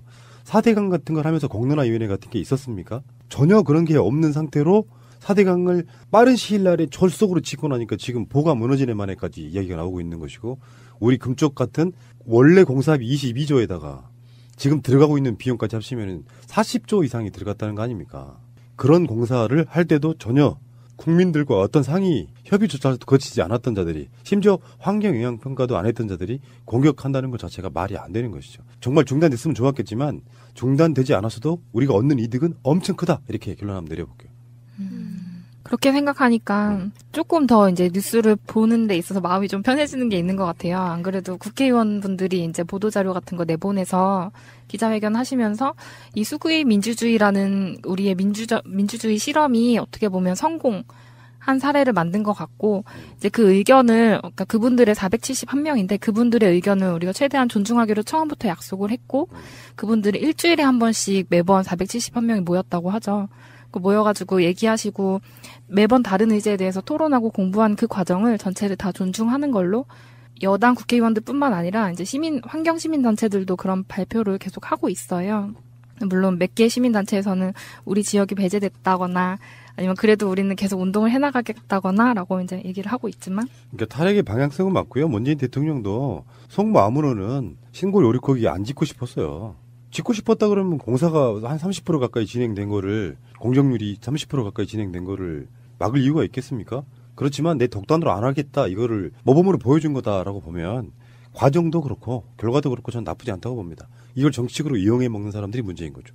또 말씀하신 것 중에 그 스피커 문제가 있는데 그 뉴스를 계속 보고 있었어요. 그 발표 났을 때부터 이제 네이버 뉴스를 계속 보고 있었는데 헤드라인이 엄청 자극적으로 점점점 바뀌어 나가는 거예요. 제가 봤습니다. 네. 처음에 저는 물론 탈핵이라는 의제가 항상 안전과 생명이라는 가치와 돈의 경합이라는 거라고 생각을 하고 있었어요. 점점점 연합뉴스 뭐 이런 식으로 가면서 처음에는 뭐 1,000억을 울산시에 바로 지급해야 된다 뭐 이런 내용이 나오더니 나중에는 막 건설 비용 같은 거를 더 내야 된다. 그리고 의사결정에 들어간 비용 있잖아요. 그 471명이 모여서 논의를 하려면 돈이 많이 들었을 텐데 그 돈까지 뭐 물어내라. 뭐 이런 식으로 점점 그리고 이 탈핵이라는 것을 사람들이 수기 민주주의에서 오케이 결정을 하게 된 이유도 다 돈이더라고요. 과학이 공포를 이겼다 이렇게 이제 포장은 하지만 사실 그 실상은 전기세라든지 대체 에너지의 비용이 아직도 비싸다든지 국고 보조금이 더 많이 필요하다든지 이런 식으로 계속 돈의 논리를 갖다가 얘기를 하는 거예요. 근데 사람들이 사실 개인이 돈을 그렇게 들으면 그게 엄청 커 보이고 그렇게 큰 돈은 우리가 낭비할 수 없지 이러면서 어떤 생명이나 안전이라는 가치보다는 항상 돈 쪽으로 손을 들게끔 되어 있잖아요. 지금 우리 사회가. 지금 보니까 네이버 계속 보셨다고 했잖아요. 네이버와 또 다음과는 또 분위기가 사뭇 다르네요. 이제 보신 네이버에서는 아까 푸나님이 말씀하신 것처럼 야권에서 그 문 대통령 사과해라 뭐 이런 얘기까지 메인에 왔는데 오히려 다음 쪽에서는 이것을 통해서 이제 탈원전, 탈핵 뭐 이런 것에 추진하는 그런 원동 힘을 얻었다라는 방향으로 메인을 타이틀을 뽑고 있는 걸 보니까 또 가려서 잘 봐야 될 것 같아요. 그렇죠. 저는 그래서 이게 나쁘다고 생각하지 않아요. 어쩌면 이게 가장 이상적인 결과일 수도 있어요. 만약 중단됐으면 국민 혈세 낭비에 논란이 훨씬 더 컸을 거라고 생각이 들어요. 1,000억이요? 제가 드린다고 하십시오. 우리가 얻은 가치가 그것도 못하겠습니까? 예. 맞아요. 두 번째 질문으로 넘어갈까요? 근데 원자력 얘기하다가 중단하려니까 너무 아쉽네요. 하고 싶은 얘기가 많아서. 나중에 이제 전문가분 불러서 수기토론 한번 해보겠습니다. 네, 기다리겠습니다. 이제 오늘은 좀 개인적인 이야기로 두 번째 질문을 해보려고 해요. 저희 부모님이 휴대폰을 사오셨는데 바가지를 썼고요. 그게 문제가 비싸게 사는 거야. 저도 당하는 일이에요. 그거에 대해서 잘 모르기 때문에. 근데 문제는 휴대폰 우리 충전하는 단자가 지금 어느 정도 표준화가 되어 있잖아요. 그 표준에서 벗어난 모델을 사왔습니다, 엄마가. 뭘 사오셨는데요? 몰라요. 핀이 이상하게 꽂혀 있어요. 그래서 일반 충전기로 충전이 안 돼요. 그건 C형이고 최신형이겠는데요, 그럼? 최신형도 아니에요. 옛날 거. 만든 지 1년 된 휴대폰인데. 진짜요? 네. 아니요, 1년 전에도 C형은 있었는데, 최근은 대부분 다 안드로이드 폰은 C형으로 나오거든요. 신형인가? 예. 그렇다 치고. 어쨌든. 근데 그걸 설명을 안 해주고 이제 판 거예요, 엄마한테. 그래서 어머니는 휴대폰 충전기를 본인만의 것을 항상 들고 다녀야 되는 운명에 처했습니다. 그리고서 심지어 오늘 그 휴대폰이 고장 났어요. 그래서 서비스 센터에 갔는데. 어디 거예요? 삼성 겁니다. 이래. 그게 중요한 거죠. 이제 삼성 서비스 센터 수리기사분들이 엄마한테 뭐 이것저것 막 설명을 해줬는데 엄마가 못 알아들으니까 그냥 보낸 거예요. 그래서 엄마가 지금 전화를 하루 동안 못 받고 못 걸고 사진도 못 찍고 이러고 살고 있는 거예요. 이걸 보면서 이제 점점 우리 어머니 세대, 그러니까 장년층이죠. 40에서 60 사이. 장년층 세대들은 휴대폰이랑 그렇게 엄청 친숙하지 않잖아요. 이보세요. 40에서 60 사이는 중년층이라고 하죠. 그럼 50에서 60 정도? 그 중년이죠. 지어주면 중년이라고 불러요. 중년 세대들은 그러니까 눈도 잘 안 보이고 휴대폰, IT 기기도 익숙하지 않은데 너무 힘든 거예요. 그 모든 과정들이. 거기서 만약에 제가 옆에 있었으면 엄마 그렇게 안 됐겠죠. 하루 전에 벌써 휴대폰 다 해결하고 썼을 거예요. 그러니까 앞으로도 계속 이럴 것 같은 걱정이 드는 거예요. 이 전자기기에 익숙하지 않은 중년 세대들이 앞으로 50년 정도의 세월을 더 살아야 되지만 디지털은 점점 더 발전할 거고 그때마다 제가 옆에 있어줄 수 없잖아요. 뭔 질문하려는지 슬슬 감이 와요. 그래서 이런 중년 세대들을 위한 뭔가 방법이 필요하지 않을까? 안 그러면 돈이 있는 사람은 이런 걱정이 없을 거예요. 저는 그 고민을 해본 적이 있어요. 그것은 사실 두려움 속에서 시작된 거예요. 제가 컴퓨터에 굉장히 빨리 접했던 세대 중에 하나거든요. 뭐 전에 다른 방송에서 뭐 PC통신도 우리나라에 1000명 안에 했다고 할 정도로. 근데 그 당시에는 도스 체제였어요. MS-DOS라고 아세요? 도스가 뭔지 아세요? 286 컴퓨터 시절. 그러니까 지금은 마우스로 컴퓨터를 쓰잖아요. 그것이 변형된 현대가 스마트폰 손으로 쓰는 거예요. 근데 도스라고 하는 건 명령어를 다 알아야 돼. 예를 들어서 A 드라이브에 있는 거를 뭐 C 드라이브로 카피한다 그러면 A 드라이브 띄고 카피하고 C 드라이브 이렇게 명령어를 쳐갖고 썼던 그런 시절이었어요. 컴퓨터는 간단히 말하면 컴퓨터의 발전의 역사는 다른 게 없어요. 원칙은 딱 하나입니다. 쓰기 쉽게. 근데 아까 제가 왜 두려움이라고 설명을 했냐면 안 써봤던 것들에 대한 두려움 때문에 이루어지는 거예요. 사실 전혀 모르는 분들이 쓸 수 있도록 만들어가는 게 휴대폰, 컴퓨터 이런 디지털 기기들의 발전 역사인 거예요. 정말 쉽게. 만약에 도스 형태의 스마트폰이 있다고 쳐봅시다. 그러면 엄마가 앉아가지고 막 모든 것 명령어를 다 알아야겠죠. 사실은 정말 쓰기 쉽게 만들어지신 거예요. 이런 분들이 마음속으로 없어야 될 것은 딱 하나예요. 기계를 만짐에 있어서 두려움인데 제가 이런 설명 하나 해드릴게요. 우리 집에 있는 꼬맹이 있잖아요. 우리 집에 있는 꼬맹이는 어렸을 때부터 스마트폰이란 걸 만졌어요. 정말 잘해요. 요즘 어린아이들은 태어났을 때부터 이제 스마트폰이 있는 거죠. 그래서 이유가 뭐예요? 간단하게. 태어나서 이런 것을 알게 되는 순간부터 접했던 기기이기 때문에 고장의 개념이 없어요. 디지털 기기는 사실상 고장나는 게 디지털에서 고장난다기보다는 아날로그적 요소 때문에 고장나는데 디지털 기기가 지금 제가 핸드폰 쓰고 있는 거 있잖아요. 이게 무려 3년 반 동안 쓴 건데 고장 한 번도 안 났어요. 단 한 번도. 물론 이제 기계가 어떤 경우 오류가 더 나서 고장이 나는 경우도 있긴 하지만 디지털 기기는 고장의 개념이 별로 없어요. 예전에 우리 어렸을 때 텔레비만 함부로 만지지 마라, 세탁기 만지지 마라, 라디오 만지지 마라 이런 것들이 대부분 고장나는 개념 때문에 그랬거든요. 그런데 어머니 같은 그 세대들은 이런 걸 만지면 잘못 만지면 고장난다고 생각해요. 그러니까 일단 기계를 새롭게 만짐에 있어가지고 두려운 거예요. 이럴 때는 엄마한테 되게 단순한 원리를 설명해 주시면 돼요. 들고 다니는 컴퓨터죠. 사실은 전화기 겸용 컴퓨터예요. 이 스마트폰이. 이것은 정말 쉽게 만들어진 거다. 겁먹지 마시라. 요 전화도 받을 수 있고 컴퓨터를 대행하는 건데 어떤 용도를 쓰기 위해서는 앱마켓 여기 들어가셔가지고 다운을 받아서 설치만 하면 그런 기능들을 쓸 수 있게 된다라고 설명을 해주시고 일단 가장 중요한 건 겉먹 맛이라는 말을 꼭 해주셔야 돼요. 그냥 만져도 고장 안 나니까 지워줘도 상관없다니까 하고 이 접근성을 좀 두려움을 갖지 않게 만들면 훨씬 더 만지는 데 수월해집니다. 우리 어머니가 연세가 70대시잖아요. 이분 필요한 앱도 까시고요. 카톡으로 무슨 정보 들어오면 다 자식들한테 돌려주시고요. 어디 놀러 가면 자기가 셀카 찍어가지고 보내시고요. 이것은 마인드 차이 같은 거예요. 이건 쓰기 쉽게 만들어지고 고장 안 난다는 걸 꼭 알려드리세요. 그리고 당분간은 궁금한 게 있거나 필요한 게 있으시면 딸한테 해달라고 하시되 설치하고 이런 것들을 같이 해드리세요. 봐봐 쉽지? 엄마 봐봐 이렇게 설치하는 거야. 이렇게 알려주시라고요. 이 문명 얘기는 꼭 쓰시라 이렇게 말씀드리고 싶네요. 네, 저도 어머니한테 이제 이런 부분을 가르쳐 드리는 게 항상 집에 가면은 일인데요. 엄마가 이제 뭔가 잘못 만나면 말씀하신 대로 고장 날까봐 아무것도 시도를 안 하세요. 그런데 저희도 처음에 살면은 어떤 앱이 어떤 식으로 작동하는지 잘 모르잖아요. 근데 막 이것저것 다 눌러보잖아요. 그러면서 하면 이렇게 하면 안 되겠구나, 이렇게 하면 되네 라는 걸 스스로 체득하게 되는데 이런 거 자체에 대해서 굉장히 생소하고 두렵게 느끼시는 건 사실인 것 같아요. 그리고 그 고장난 부분은 우리 따님께서 하루라도 날 잡아가지고 그냥 가서 해결해 드리세요. 잘 모르니까 대리점의 직원들이 속여먹었다 이런 건 저는 아닐 거라고 생각이 들어요. 설명을 해줬는데 네. 아마 못 알아들었을 네. 것 같아요. 그러니까 그 부분은 차근차근하게 어렵게 설명하면 무슨 말 안 하면 우리도 못 알아먹는 경우가 많잖아요. 뭐라고 말한 건지 일단 핸드폰 갖고 싶으니까 오케이 동의함 이렇게 지나가는 경우가 많죠.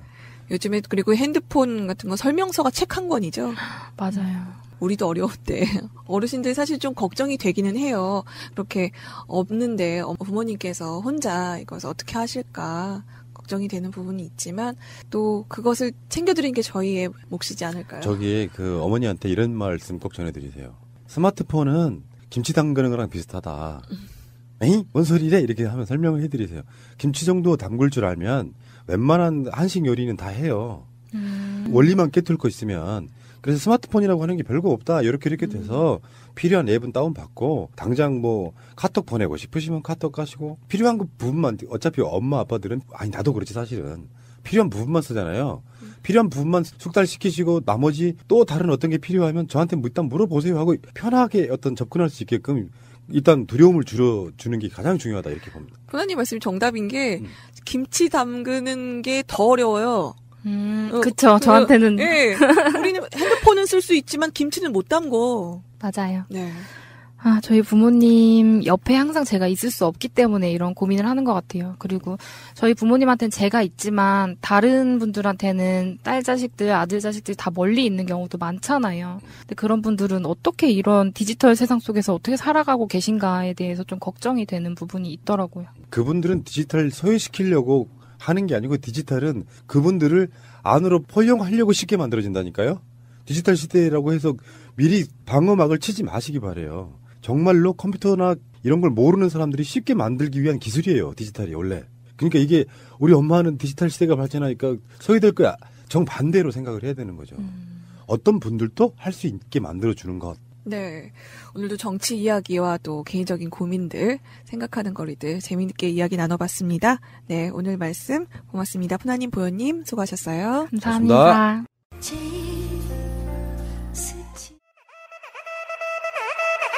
곽승훈 노무사의 노동 이야기. 네. 자갈자갈 곽승훈의 노동 이야기. 안녕하세요, 노무사님. 예, 안녕하십니까. 네. 오늘 주제는 사전 경고가 좀 필요할 것 같아요. 예. 구토 유발주의, 심신미약자, 어린이 청취의 유의를 요합니다. 이거 진짜 19금입니다. 19금. 진짜. 예. 이제 국정감사를 준비하면서 공공기관 내에서 직장 내 성희롱 문제가 이제 기사화되고 있는데요. 사실 이 문제가 갑자기 드러나는 것이 아니라 꾸준히 발생이 되어 온 문제인데 다시 한번 이제 이슈화가 되고 있습니다. 저희가 지금 녹음하는 오늘 철도 국정감사가 이루어지고 있는데요.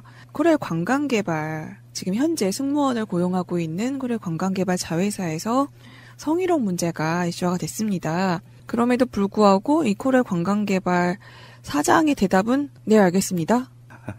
로 끝났어요. 말이 돼요? 너무 어처구니 없죠?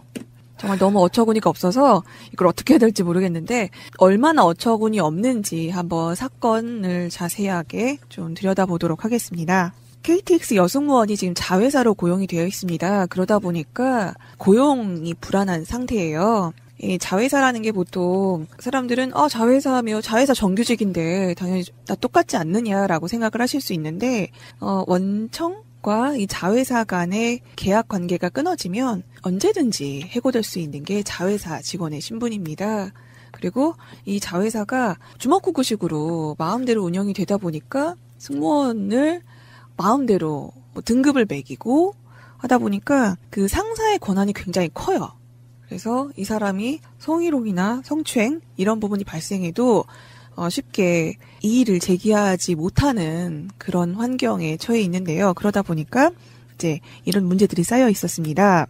지금 국토교통위원회 자유한국당 김성태 의원이 코레아관광개발노동조합으로부터 받은 성희롱 실태 설문조사 결과에 따르면 승무원 60.2%가 고객으로부터 원치 않는 시선이나 스킨십을 경험한 적이 있고 57.6%는 성적인 발언이나 성차별적 발언을 들은 적이 있다라고 답했습니다. 사실 이거는 전체적으로 우리나라 직장 여성들이 받는 이 성희롱, 성추행 경험 지수랑 별로 다른 게 없는 게 제가 본 2012년 정도 결과에서도 한 70% 이상이 한 번이라도 경험한 적이 있다라는 결과가 나왔어요. 그렇죠. 네. 그리고 또 이분들이 직장 내에서도 또 관리자나 이성 동료로부터 성희롱이나 성추행을 경험한 적이 있다라는 답을 했습니다. 그래서 22.7%는 이제 원치 않은 스킨십, 시선, 발언 이렇게 들은 적이 있다고 하는데요. 이런 것에 대해서도 인사상의 불이익을 우려해서 참았다라고 얘기를 했대요. 하지만 이제 이것은 이제 통계인 거고요. 이제 구체적인 사례를 보면은 2015년 1월 26일 날 숙소에서 함께 승무한 선임 승무원과 후임 승무원, 그 판매 승무원 여자분 3명이 진주 여자 숙소에서 함께 술을 마시게 되었는데 이때 그 네. 선임 승무원하고 후임 승무원은 남자죠. 네, 그리고 남자 승무원, 판매 승무원만 여자분. 여자분이시고. 네. 그래서 술을 마시던 중 판매 수원 여자분이 잠이 들고 그리고 선임 승무원 분들이 이제 취해서 자기 방으로 가서 잔다고 하더니 이 후임 승무원 남자분인 후임 승무원이 뒷정리를 하고 간다고 말하고서는 잠든 판매 여승무원을 성폭행하는 사건이 발생했습니다. 네. 이것이 발생 이후에 그 여승무원에게 폭언 및 협박을 가해서 사건을 은폐하려고 시도를 했었다는 거예요. 네. 그리고 결국에는 판매 여승무원이 자진 퇴사를 하는 식으로 끝났고요. 그 성폭행 가해자는 아무런 그 처벌도 없고 그냥 자진 퇴사로 퇴직금 등의 손해 없이 그냥 일을 마무리하는 식으로 이제 끝났어요. 어떤 징계를 안 네, 했던 거예요? 전혀 회사 차원에서 징계가 없었다는 거죠. 성폭행을 한 사람이 그 후임 승무원 남자죠. 네. 그러면 쉽게 말하자면 이거 강간범 아닙니까? 그러니까 근데 강간범입니다. 강간범을 그 징계조차도 안 했다. 그리고 덮고 네. 형사처벌도 하지 않고 형사고발도 안 하고 이런 거는 좀 그 성폭력 즉 강간을 거의 방조한 건데요. 이게 정말 자회사기 때문에 이렇게 정말 어이없는 상황이 발생했다고 보는데요. 오히려 그 피해자인 판매 승무원이 동료들이 수군거리고 흘러나오는 여러 소문들이 있어서 회사에다가 불편함을 호소를 했는데 스케줄을 보통 이제 승무원들은 뭐 다 스케줄을 달리 가는데 이거 조정해달라 회사 측이 요구했더니 해줄 수 없다라는 그 결과가 나와서 결국엔 회사를 다닐 수 없도록 된 그런 사건입니다. 그러니까 이게 강간 사건도 이런 식으로 처리됐는데도 참 다른 약간 이거보다는 좀 약한 성희롱 사건은 얼마나 그동안 무시하고 무마하려고 했는지가 이제 또 다른 사례에서 드러나는데요. 한 지사장이 있습니다. 옛날부터 이분은 좀 악명을 많이 들었는데 보셨어요, 직접? 아니 저는 본 적은 없는데 얘기를 너무 많이 들었어요. 악명이 자자한가 봐요. 네, 이 사람 때문에 좀 미치겠다 이런 얘기를 많이 들었는데 사례 하나를 보면은 이제 여성무원하고 술자리를 마치고 노래방에 가서 19금 브루스를 추자고 하면서 이제 5만 원 지폐를 모니터에 딱 붙이면서 오늘 화끈하게 논 사람 이 돈 준다. 하면서 어떻게 놀아야 화끈하다는 거죠? 그러니까요. 세상에. 그 지사장이 그 승무원의 몸을 더듬으면서 19금 브루스를 강요당하는 회식 분위기. 와, 네, 이건 만들었다고 완벽한 합니다. 직장 내 성희롱인데요? 네. 그래서 같이 노래방에 갔던 이제 신입들이 한 6개월, 1년 미만으로 다 퇴사를 했대요. 그거 보고서. 예, 선임 뜨악해서. 승무원들이 그렇게 19금 브루스를 강요당하는 걸 보고서는 아, 다음번에 내 차례게 되겠구나 하는 생각에서 바로 퇴사를 했다고 합니다. 이건 뭐 다닐 수가 없네요, 아예. 이런 그러니까요. 회사는. 그런데도 불구하고 이제 또 다른 사례는 그 지사장이 한 여성무원에게 비밀스러운 파티에 가자 그러면서 뭐 그 파티 드레스 코드가 레드라고 하면서 뭐 빨간 리본을 하고 오라 그러면서 그 여성무원한테 막 불러내는 거예요, 밖으로. 무슨 파티길래 비밀스러운 거지? 19금 파티인가? 그러니까요. 그러면서 이 승무원한테 자꾸 이제 압박과 스트레스를 가하니까 이 문제가 좀 불거진 그런 사건이 있었고요. 그리고 사례가 이게 조금 정말 좀 말하기 민망한 그런 언사인데요. 이 지사장이 술자리에서 한 승무원에게, 한 여승무원에게 잠이 올 때 어떻게 하면 되는지 아느냐 했더니 뭐 남자 성기 물파스를 바르면 잠이 깬다. 와, 이런 개쓰레기를 봤나? 이런 얘기를 입에 달고 사는 사람이었던 거예요. 와. 네. 그런데 이제 그러다가 또 한 번은 여승무원들의 화장실을 막 뒤지고 있는 화장실 쓰레기통을 뒤지면서 누가요? 그 지사장이? 그 지사장이. 어이? 그러면서 막 이렇게 피무드 화장지, 생리대, 뭐 여자 스타킹 뭐 이런 것들이 다 가득 있는 것을 뒤적뒤적 거리고 있는 것을 본 승무원이 뜨악해서 정말 근데 이제까지는 사실은 그런 뭐 술자리에서 그런 언사를 들었다든가 하는 승무원들이 앞서 말씀드린 것처럼 이제 인사상 불이익을 받지 않을까 해서 쉬쉬하고 있었는데 쓰레기통 뒤지는 걸 본 분이 노조분이었어요. 그러면서 이분이 결단을 내서 뭔가 뿌리 뽑아야겠다라고서 문제를 제시하고 처음으로 그래서 고충처리위원회가 열렸습니다. 그런데 회사 내 고충처리위원회에서는 피해자가 성적 수치심을 느낄 수는 있지만 성희롱은 아니다. 이건 뭐야? 그러니까 술은 마셨지만 음주운전한 건 아니다. 뭐 이 얘기잖아. 똑같잖아요. 네. 이런 식으로 결과가 나왔어요. 그러고 나니까 이 사람은 이제 살판 난 거죠. 이제 뭔가 거리낄 게 없는 거예요. 그러면서 또 여자 승무원들한테 구두를 직접 닦아주겠다면서 짧은 치마 입은 승무원을 앉혀놓고서는 자기가 무릎을 굽혀서 구두를 닦아주면서 그 사람이 하겠다고 하니까 승무원들은 어떻게 말리질 못하는 거예요. 그러니까 짧은 치마 입으면 근데 이렇게 의자에 앉으면 이게 더 올라가지 않습니까? 그렇죠. 그러면 네. 그 상태에서 이렇게 자기가 구두 닦는다고 하면서 이렇게 밑으로 가 있으면 굉장히 그 치마가 짧은 것 때문에 수치심을 느끼고 그러니까요. 불안감을 느낄 텐데. 네, 그러면서 그리고 뭐 사업소 근무할 때 근무 끝나고 돌아온 승무원들한테 양귀비꽃차 물을 나눠주면서 마시라고 했다는데요. 양귀비꽃차? 네, 그러면서 나중에 승무원들이 이 차의 효능을 알아보고 너무 기겁을 한 게 그 차를 마시면 정신이 몽롱해진대요. 양귀비니까. 네. 이게 환각 성분이 있으니까. 네, 네. 와, 이거 뭐지? 아니, 왜 마시라고 했을까? 그러니까요. 진짜. 도대체 의도가 뭔지 정말. 그 정신 몽롱한 상태에서 뭔 짓을 당할지 모르겠다. 그러니까 싶네요, 진짜. 이게 정말 너무나 어처구니가 없는 일이 계속 발생이 되고 있는데 지금 순간에도 이 지사장은 여전히 그 지사장으로 승무원들을 관리하는 업무를 하고 있습니다. 잠깐만요. 지금 말씀하신 그 사례들이 전부 다 한 지사장이 한 일이에요? 그렇죠. 다 한 사람이 한 일인데 이 사람은 도대체 어떤 백을 타고났는지 회사에서 징계 한번 받지를 않고 여전히 그대로 일을 하고 있고 오히려 이런 수치심을 느낀 승무원이 휴직한 상태예요. 이건 진짜 어처구니가 없어 진짜 말이 안 나오네요. 네. 그런데 오늘 국감장에서도 코레관광개발 사장은 다시는 이런 일이 일어나지 않도록 하십시오. 알겠습니다. 하고 딱 끝난 거예요. 그걸로 끝이에요? 네, 끝. 세상에 말도 안 돼. 와, 이게 실화냐라는 그 요즘 말이 튀어나오는 게 우리 그 남녀고용평등법에 의하면 직장 내 성희롱이 발생했다고 피해자가 주장할 경우에는 사업주는 일단은 사건에 대한 조사를 무조건 하게 되어 있어요. 근데 그 사건 조사를 안 하잖아요. 그리고 사건 조사를 안 하거나 아니면 그 가해자를 징계나 기타 적절한 조치를 하지 않으면 벌칙이 주어지는데 이 남녀고용평등법도 그래서 좀 고쳐야 될 것이 이 법이 참 웃겨요. 진짜 솜방망이인 게 과태료 처분밖에 없어요. 이 과태료 처분이란 것은 일종의 행정처분이거든요. 그러면은 과태료를 받아도 이거는 전과로 기록이 남질 않습니다. 벌금을 받거나 징역 선고를 받아야만 전과 기록이 남는데 결국은 이 사업주 코레일 관광개발 사장이 여태까지 아무런 조치를 안 한 거잖아요. 네. 징계 조치. 이 A 지사장 같은 경우. 네, 네. 이 지사장에 대해 조치 안 한 것이 남녀고용평등법 위반인데도 불구하고 500만 원 이하 과태료만 물리면 끝이에요. 아, 500만 원. 네, 500만 원 이하입니다. 최이상도 아니고 더군다나 과태료이기 때문에 전과 기록도 안 남아요. 범죄자로 취급도 안 받는 겁니다.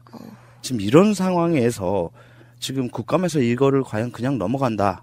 이거야말로 그 성착취, 직장 내 성희롱의 그 적폐를 그냥 덮고 넘어가자는 거, 그 이외에는 도저히 상상이 갈 수가 없네요. 네, 이렇게 문제가 크게 불거졌는데도 불구하고 여전히 시정이 되지 못하고 있는 부분이 너무 안타깝고, 자회사라는 이런 구조적인 문제가 사실은 발단이기도 한 게 이분이 철도공사에서 워낙 인맥이 많았던 사람이고 퇴직 완료이고 코레일에서 근무하다가 네. 거기서 퇴직하니까 네. 낙하산으로 지사장으로 왔군요. 네, 그렇긴 한데 이제 그분이 퇴사를 하고 오신 분이에요. 그래서 나이가 50이 안 됐다고 하더라고요. 50도 안 됐어요? 네, 나름 젊은 사람이에요. 그럼 정년 퇴직한 것도 아니네요. 네. 그러니까 제가 보기에는 사고치고 그러게. 게 아닐까. 그러니까 코레일 내에서 이 양반 그냥 놔뒀다가는 뭔 사고 칠지 모르겠다 싶으니까 이게 뭐 희망퇴직이나 권고퇴직을 시켰겠죠? 네, 이런 부분에 대해서 제도적으로 아직 정말 500만 원 이하의 벌금에 처해진다? 벌금도 아니고 과태료요. 아, 과태료. 더군다나 벌금이 아니고 과태료. 예. 네, 항목이 다르군요. 그러니까 벌금의 경우는요. 그 벌금을 납입하지 않으면 전과로 남은 거는 둘째치고 벌금을 납부하지 않으면요. 일단 지명수배가 걸립니다. 그래서 벌금을 즉시 즉 24시간 내에 납부하지 않은 경우에는 알죠? 우리 다들 인당 하루당 5만 원씩. 네. 이게 처해서 500만 원 만약에 벌금이 나왔다 하면 100일 동안 그 구치소에서 몸으로 대신 떼어야 돼요. 근데 과태료는 그런 게 없어요. 안 내도 오랫동안 놔뒀다가 나중에 과태료에 대한 부분을 강제 집행만 할 수 있을 뿐이죠. 그런데 500만 원까지도 사실 안 나올 가능성이 개연성이 높죠. 이해하니까. 그러네요. 관리, 책임 소홀 뭐 이런 거 하면서 뭐 정상을 참작해준 너무 관대하시잖아요. 또 그런 분들이. 그렇죠. 네, 이렇게 코레일 관광개발, 코레일 자회사의 사례뿐만 아니라 지금 고용노동부 산하에서도 비슷한 그 사례가 발생을 했는데요. 고용노동부 산하의 공공기관 한국장애인 고용공단에서 2년 연속 성희롱 사건이 발생했다고 합니다. 예. 국회 환노위 소속 한정혜 의원이 장애인 고용공단에서 제출받아서 공개했는데요. 최근 3년간 성희롱 발생 현황에 따르면 직업훈련 동료 교사 성희롱 사건의 가해자 박모 씨는 2명의 피해자에게 계속 성희롱을 했다고 합니다. 안 씨 등의 그런 사례를 보면요. 오늘 점심은 뭐 드실래요? 라는 질문에 너. 이거 진짜 정말 쓰레기들. 입을 꼬매버리고 싶네. 끈이 있는 블라우스나 원피스를 입은 피해자에게 끈을 풀어보고 싶다. 하고 목에 붙인 파스를 보고는 남자친구랑 전날에 얼마나 이게 이런. 완전 성희롱 중에서도 아주 극악한 성희롱인데요. 네. 직장 내 성희롱 중에서도. 네, 이런 막말을 했다고 하고요. 박 씨라는 분은 이 놈은 결혼하고 아기가 있는 사람은 여기 합격할 확률이 높다는데 아무나 잡아서 임신시켜 합격해야겠다. 야, 이거는 강간 모의죄 아닙니까? 그러니까요. 거의. 이거를 심각하다. 다른 직원이 지적을 하니까 괜찮은 분이 옆에 계셨나 봐요. 그러면 안 된다라고 지적하니까 오히려 화를 내고 큰 소리를 쳤다고 합니다. 기본적으로 인식 수준 자체가 수준 이하인 분들이 계시는 것 같은데요. 그런데 이제 장애인 고용공단에서는 이런 성희롱 고충 신고 접수 후 가해자를 전보 실시하고 피의자와 격리하고 안 씨 등 2명에게는 면직과 견책, 또 박 씨에게는 면직 징계를 내렸습니다. 여긴 징계는 그래도 이루어지긴 했어요. 징계를 하긴 했네요. 네, 코레일 관광개발은 여전히 아무런 징계도 없이 그냥 일하고 있어요. 오히려. 그러니까 여기 지금 장애인 고용공단 같은 경우는 그래도 그 노동부 산하 공기업이기 때문에 네. 그나마 이런 형식적으로나마 이거 물론 이것도 솜방망이 쳐버리죠. 그렇죠. 그래도 징계는 하긴 했어요. 그리고 가해자와 피해자를 이제 격리 조치하는 최소한의 조치는 했는데 지금 그 코레일 관광개발은 너무 심한 것이 지금 그 피해자를 가해자로부터 격리 조치도 안 하고 그리고 가해자가 동일한 짓을 7번을 하는 동안에 한 번도 징계를 하지 않았다. 이거는 제가 봤을 때는 철피아라고 해야 되나요? 철피아. 그렇죠. 철피아들의 그 내부의 그 끈끈한 그 관계, 이 속에서 그냥 서로 봐주기 네. 하는 그런 과정이고, 특히나 코레일은 공기업이지만 코레일 관광개발은 사기업이잖아요. 그렇죠. 자회사가 보통 네. 다들 어느 정도 공기업 같은 책임성을 갖고 있을 거라고 생각을 하시는데 전혀 아니죠. 예, 그냥 민간 기업이나 다름이 없습니다. 그렇죠. 출자만 공기업이 그냥 한 거죠. 지분만 갖고 있다 뿐이지 그냥 하청업체, 위탁업체나 다를 바가 없어요. 그렇죠. 그냥 노무 대행 기관으로서 역할을 그러다 하죠. 보니까 이 사람들이 마구잡이로 이렇게 운영을 하는 거예요.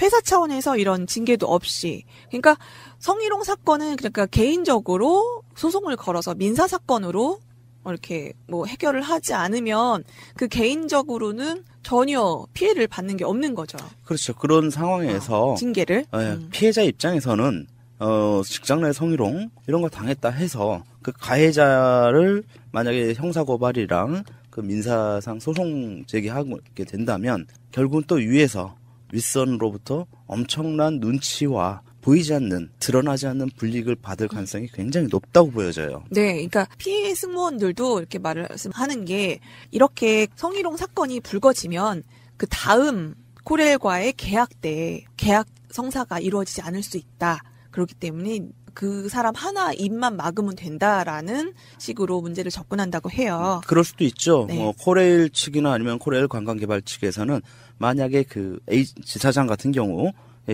형사고발하고 민사소송하고 한다면 그걸 이유로 코레일 측에서는 코레일 관광개발하고 이제 그렇죠. 더 이상 위탁 업무를 이제 더 이상 안 맡기겠다. 이래버리면 거기 있던 승무원들은 하루아침에 실직자가 되는 거예요.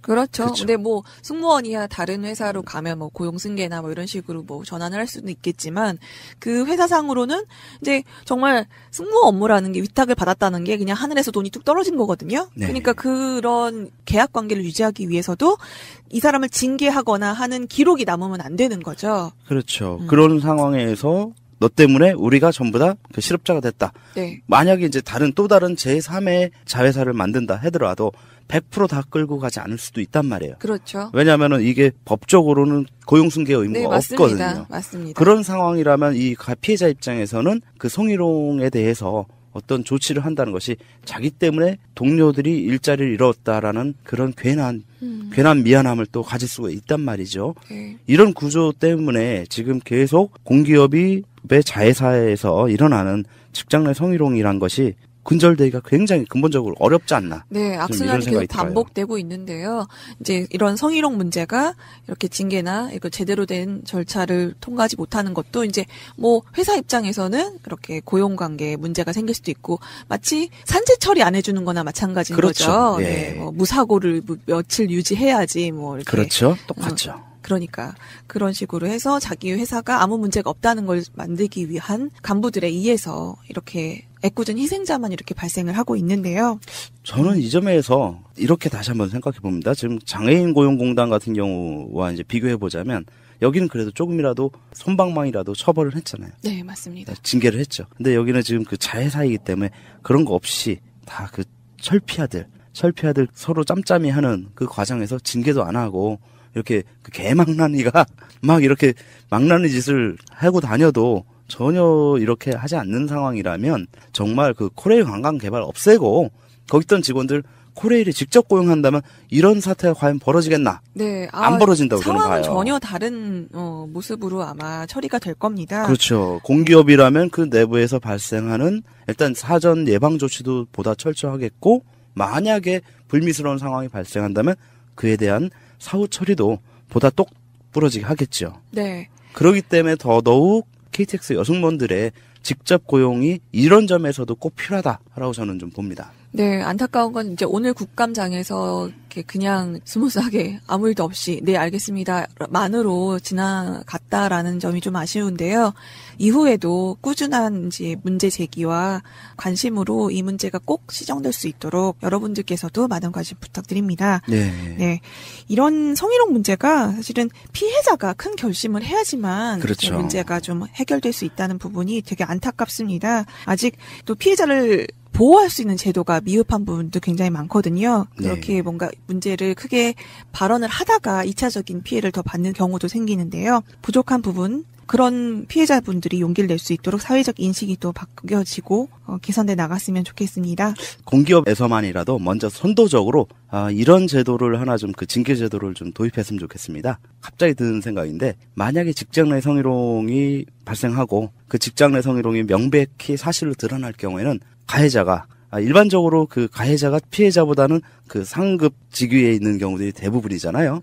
그럴 경우에는 그 상급자를 피해자와 동일한 직급이나 아니면 그 밑으로 강등시키는 그런 그 강제 규정을 꼭 만들었으면 좋겠어요. 직급을 낮춰서 예. 뭐 다른 의무화시키는 것 그렇죠. 그것을 우선은 그 직위를 낮추는 거는 그렇죠. 의무화시키는 걸로. 예. 그러면은 그 가해자 입장에서는 얼마나 또 치욕적이고 그렇죠. 그 회사 못 다니죠, 자기는 더 이상. 어쩌다가 사장님이 비정규직이 될 수도 있겠네요. 그렇죠. 사장은 아예 잘라버려야죠. 그렇죠. 공기업의 경우는 사장은 자르고 뭐 물론 아까 이런 그 지사장 같은 케이스도 물론 당연히 잘려도 10번을 더 잘렸어야죠. 하나하나가 전부 다 해고의 사유가 되는 사안들인데요. 네. 세상의 절반이 여성입니다. 이 여성이라서 위험하다고 느끼는 일 더는 없길 바라고 또 서로서로 이해하는 배려가 문화가 되는 그런 사회로 발전했으면 좋겠습니다. 네, 노무사님 오늘 말씀 고맙습니다. 네, 감사합니다.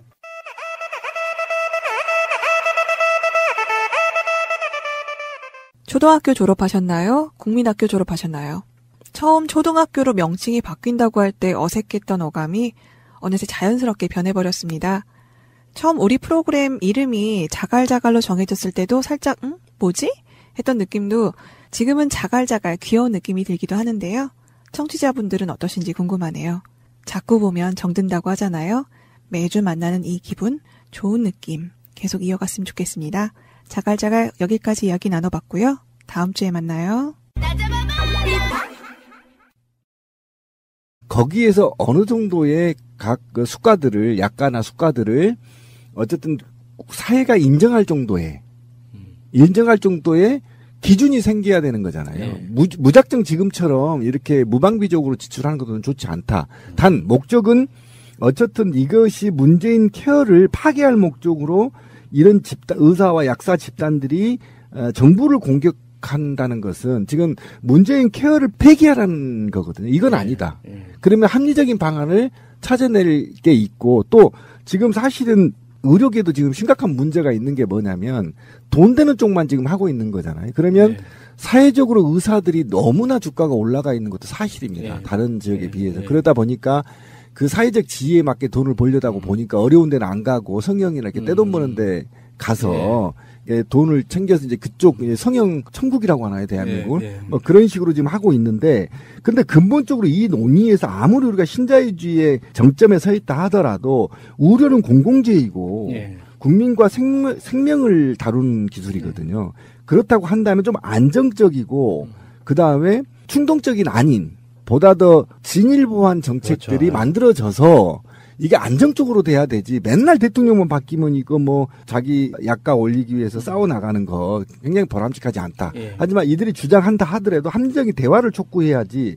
지금처럼 이 단체들이 사실 문재인 그 폐기를 요구한다는 것은 저는 이건 반역행위다. 그러니까요. 지금 의료업계가 힘들어진 이유가 사실 뭐 정책 문제도 있겠죠. 그러니까 지금 오랫동안 누적되어 있는 의료보험 체제의 어떤 문제도 있겠지만 사실 자기들끼리의 경쟁 때문에 출혈된 게 너무 많거든요. 2015년 메르스 사태 때 우리가 한번 확인한 거지만 공적 기관, 국가가 그 세운 의료기관이 대한민국만큼 부족한 나라도 없어요. 그러니까 의료의 공적 기능 자체가 없으니까 그 민간에서 경쟁을 통해서 이렇게 수익 사업 중심으로 이제 의료 행위가 많이 만들어지다 보니까 정치 큰 놈들만 잘 되는 방식으로. 그래서 실제로 이제 골목 상권처럼 마을 곳곳에서 이제 작동해야 되는 의료 행위들이 이제 거대 공룡한테 흡수되는. 그래서 그 고대 공룡에 흡수될 기회를 잃어버린 의료진들은 뭐 파산하거나 부도나서 이제 그 월급쟁이로 전환되고 하는 이런 방식이 계속 고착되다 보니까 의료계 전체가 힘들어지고 있는 거거든요. 근데 그런 거에 대한 자기 반성은 없이 무조건 모든 힘든 원인이 정책 문제고 뭐 문재인 케어 때문이다 이렇게 이야기하는 거는 좀 무리가 있는 것 같아요. 근데 어쨌든 총액 계약제는 어떻게든 좀 손을 좀 보긴 봐야 돼요. 구성원들이 충분한 토론을 하고 국민적 합의를 걸쳐서 총액 계약제 같은 경우는 손을 봐야 되는 건 맞다. 그러나 문재인 케어를 폐기하라는 건 이건 아니다. 문재인 케어의 대표적인 시작이랄까 이런 게 촛불이잖아요. 그렇죠. 촛불에는 뭐 박근혜 국정농단 없애라 이게 아니야.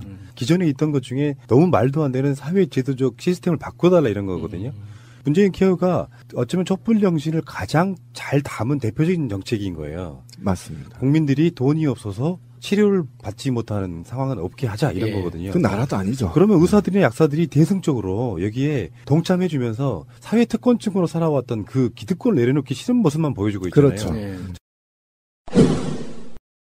지금 그 문재인 대통령이 이제 일자리 위원회 회의를 가면서 여러분들 빅이슈라는 잡지 있죠.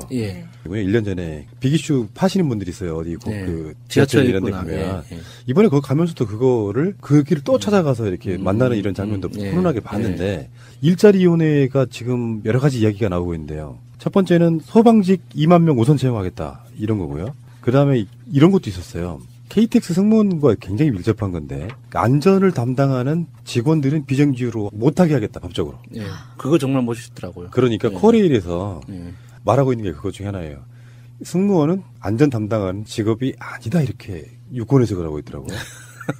근데 예를 들어서 철도 기차 운영상의 문제로 승객이 다치면 누가 책임입니까? 승무원이 책임있는 거죠. 그 이런 말도 안 되는 짓거리 하고 있는 거고. 근데 지금 우리가 그 안철수 씨가 지금 용산 소방서 가가지고 사진만 찍고 왔다고 욕 바가지로 쳐먹었는데 현실도 모른 채. 그래서 소방직 공무원 늘려라는 말을 안 했어. 가증스럽잖아요.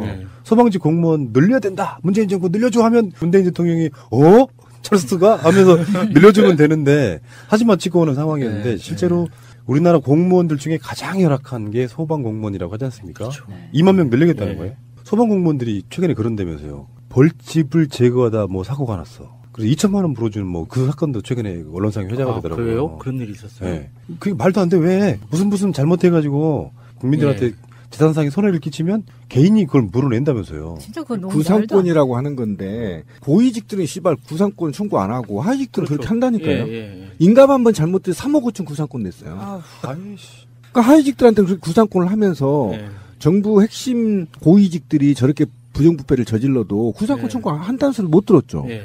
지금 국정농단 국정원에서 특수활동비 가져간 돈 등등 추선이 다 준 돈 다 추징해야 되거든요. 이거 반드시 추징하는지를 국민이 감시해야 돼요. 근데 하위직들은 인감 한번 잘못했다고 3억 5천 물어주는데 벌 한번 잘못 함이에요. 그러니까 뭐냐면 공무원 수가 많으면 혈세를 많이 낸다고 생각하는데 그렇지 않습니다. 분명히 말씀드리지만 행정 서비스가 늘어나고 지금 왜 문재인 대통령이 공무원 수를 늘리려고 하냐면 이건 시대적 부흥이에요. 왜 그러냐면 대기업은 절대 일자리 창출을 못합니다. 내 장을 지집니다. 그건 맞아요. 100대 기업들은 절대 일자리 창출을 못합니다. 그러면 앞으로 일자리를 창출할 수 있는 블루오션은 공공영역이에요. 그러면 공사 같은 데를 저렇게 무방비 상태 한번 강원랜드 보자고. 이게 공사거든요. 강원랜드를 채용자 90%를 다 청탁으로 했잖아요. 그죠? 먹잇감이었죠. 자유한국당 애들. 먹잇감이었잖아요. 그러니 그 안에 강원랜드가 제대로 운영이 됐겠습니까? 안 되죠. 이겁니다, 제 얘기는. 그러니까 그다음에 KT 한번 요즘 말이 많더라고요. KT를 완전히 민영화시켜서 어떻게 됐죠? KT는요 아무리 적지 않아도 책임질 주체가 없어요. 사규가 그래요. 누구도 책임 안 져요 그냥. 그러니까 이런 것들을 다시 환원시켜서 일부 국가가 공공지를 통제할 수 있고 그다음에 예산을 심의하고 감시할 수 있는 권한들을 막강하게 갖고 있어야 된다. 그래서 이것이 공공영역 일자리를 만드는데 추가로 만들 수 있다면 바로 공사 부분에 대해서 일부 의결권과 예산 집행권들을 실제 공무원들로 교체해 나가는 광범위한 사회적 제도 개선이 필요하다. 저는 이렇게 봅니다. 4대강도 그 중에 하나입니다. 4대장을 공무원이 했다면 못합니다. 왜 그런지 아세요? 처먹었다 자기 7억 대는 연금 날라가거든요. 그러면 연금보다 더 많이 처먹어야 되는데 하위직 중에서 저 못합니다 나가버려요. 또 다른 부서로 보내주십시오 이래버려요. 요즘은. 그건 4대강 무조건 그렇게 굽실거리기 못하거든요. 그런 측면이 있다는 것을 분명히 말씀드리고 문재인 정부의 공무원 수 늘리는 것은 시대적 흐름이고 그다음에 OECD 국가의 평균치도 지금 안 되는 상황에서 하고 있기 때문에 일부 정치적 집단이 세금 많이 낸다고 하냐? 이건 아닙니다. 오히려 세분화되고 다변화되는 한국 사회에 능동적으로 국민들한테 서비스를 제공하기 위해서는 전문적인 공무원들이 필요하다. 그러니까 4대강 해가지고 수질만 악화됐잖아요. 그럼요. 저쪽 사람들의 실드가 뭐였는 줄 아세요? 4대강 아무 문제 없는데 물을 제대로 정화하지 못해서 내려보내니 거기에 녹조가 생겼다 이런 논리로 방어를 했거든요. 지금 현재 낙동강이라든지 올해 6월 달부터 개방했잖아요. 그리고 내년 2월까지 또 개방을 계속 한다고 해요. 실제로 녹조가 엄청 사라진 이 상태를 우리가 보고 있긴 한데 사실 아까 처음에 말씀드린 것처럼 대표적으로는 보수공사를 해야 돼. 그러면서 이렇게 유지 관리하는데 드는 비용만 1년에 조 단위 가깝습니다. 예, 조 이상 들어가죠. 그런 상태를 만들어 놓고 이명박 4대강에 대해서 이제는 자유한국당 쪽에 실드를 못 쳐요. 5월 달에 4대강 사업에 정책감사하라고 지시를 했을 때 이명박한테 나왔던 메시지가 있습니다. 감사와 재판, 평가가 끝난 전 정부의 정책 사업을 또다시 들춰 정치적 시비거리를 만들기보다는 4대강 살리기 사업의 후속 사업을 완결하고 확보한 물을 잘 관리해 당면한 가뭄을 극복하는 데 힘써야 할 것이라고 주장했습니다. 정말 죽여버리고 싶지. 4대강 살리기 사업은 이명박 정부가 추진한 종합적인 치수 사업입니다. 그동안 버려졌던 강을 되살리고 기후변화에 따른 자연재해에 대비하며 수자원을 확보하기 위해 수행됐습니다. 야이. 아니 그 더러운 문장을 갖다가 이렇게 이쁜 목소리를 읽으면 굉장히 뭔가 안 맞아요. 내가 다시 읽어드릴게요. 이명박 정부가 추진한 종합적인 치부 사업. 어쨌든 지금 수자원공사가 안고 있는 각종 부채 그리고 앞으로 나갈 돈들은 저는 이명박이 저수지를 찾아서 그 돈으로 충당해야 된다. 저는 이게 뜬금없을 수도 있는데 이게 수자원공사 이야기하다가 수자원공사를 방문했던 기억이 나서 그 수자원공사 방문했을 때 느낌이 뭐였냐면 와, 이 좋은 걸 나 혼자 보기 아깝다라는 생각을 했거든요. 그러니까 보통 우리 지금 현재 이제 인기 있는 관광 프로그램 중에 청와대 이제 그 관람하는 둘러보는 프로그램 있잖아요. 그런 걸 행정부 차원에서 청와대 담당자 듣고 계시죠? 한번 기획을 했으면 좋겠어요. 수공뿐만 아니라 대부분의 이제 거대 공기업들이 있죠. LH공사나 뭐 한전이나 뭐 이렇게 한수원도 마찬가지예요. 본사에 가보면 그냥 이거는 그냥 나 혼자 보기 너무 아깝다. 굉장히 잘 꾸며져 있고 그 자기들이 하는 어떤 그 공적 미션을 설명하기 위해서 홍보실에서 그 조직적으로 굉장히 준비가 잘 돼 있거든요. 근데 왜 그거를 국회의원이나 보좌관들만 활용하냐고요. 일반 시민들이 언제나 관람하고 그 방문하고 했을 때 체계적으로 이렇게 홍보할 수 있으면 그 사람들이 이제 시민들이 본능적으로 알 거라고 생각해요. 이게 비판할 지점과 칭찬할 지점이 동시에 있거든요. 그 수자원공사라는 기관이 이렇게 화려한 건물을 써야 할 이유가 뭔가에 대해서 한번 따져보게 되는데 따지다 보면 수자원공사가 중요한 일을 하고 있거든요. 그런 식으로 이게 좀 이렇게 더 공기업이나 공공기관이 시민들하고 좀 더 거리를 좁히는 그런 일들이 있어야 되지 않을까 싶어요. 그때 당시 음모론 기억나실지 모르겠는데 한번 상기시켜 드릴게요. 이명박은 수지를 악화시킴으로써 불판매 사업을 하려고 했다. 이런 그런 의혹도 있었어요. 케어에 대한 반발이 나오고 있는 게 있어요. 문재인 케어 중에 대표적인 게 이제 총액제라는 게 있어요. 우리나라 예산이 있으니까 지금까지 의사단체나 또는 약사단체나 이런 데서 건강보험을 통해 가지고 케어가 되지 않는 거 그런 것들은 의사들이 부르는 게 가격이었잖아요. 그 의사들은 건강보험에서 보장해주지 않는 그런 나머지 빈틈을 이용해 가지고 돈을 벌어왔던 거예요. 근데 지금 문재인 케어의 핵심은 뭐냐면 그 모든 것들 성형 목적의 의료 행위만 아니면 전부 다 건강보험 안에 들겠다 이런 거거든요. 그렇죠. 그러면 어떻게 되냐면은 의사들의 진료 행위들을 지금까지 막 무한대로 벌어왔다. 왜냐하면 정부가 정해놓지 않은 가격들 있잖아. 케어가 안 됐던 부분들의 가격들은 이제는 정부가 그걸 지정하게 되는. 그 지정을 하게 되면 어떻게 되느냐. 당연히 지정해야죠. 왜냐하면 예산의 한계가 있기 때문에. 의사들 입장에서는 그게 싫은 거예요. 무한정 돈을 벌어왔던 거. 그래서 전반적으로 의사단체나 건강보험이나 이런 사람들이 이제 만나가지고 의료 행위에 있어갖고 총액제로 가자. 예산의 한계가 있으니까. 요거 반발하고 나오는 거죠. 제도로서의 민주주의가 흔들리고 구타는 일은 이제 없습니다. 민주주의가 밥이고 밥이 민주주의가 되어야 합니다. 총액계약제라는 낯선 용어 때문에 들으시는 분들이 의사들이 주장하는 게 약간 합리적인 근거를 가지고 주장하는 것처럼 느껴질 수도 있는데, 제가 보기에는 지금 현재 어떻게 운영되고 있는가를 먼저 파악해야 돼요. 그러니까 지금은 건강보험심사평가원이라고 있죠. 그러니까 그 심사평가원, 그 심평원이라고 알려져 있는 그 심평원에서 병원에서 제출한 청구서 있잖아요. 건강보험 청구서를 평가해서 심평원이 이거는 지급해도 괜찮아라고 하는 돈에서만 지급을 해주고 있거든요. 그러니까 지금 그 문재인 정부에서 이야기하는 거는 그 심평원이 1, 20년 운영되어 오면서 누적된 데이터가 있을 거잖아요.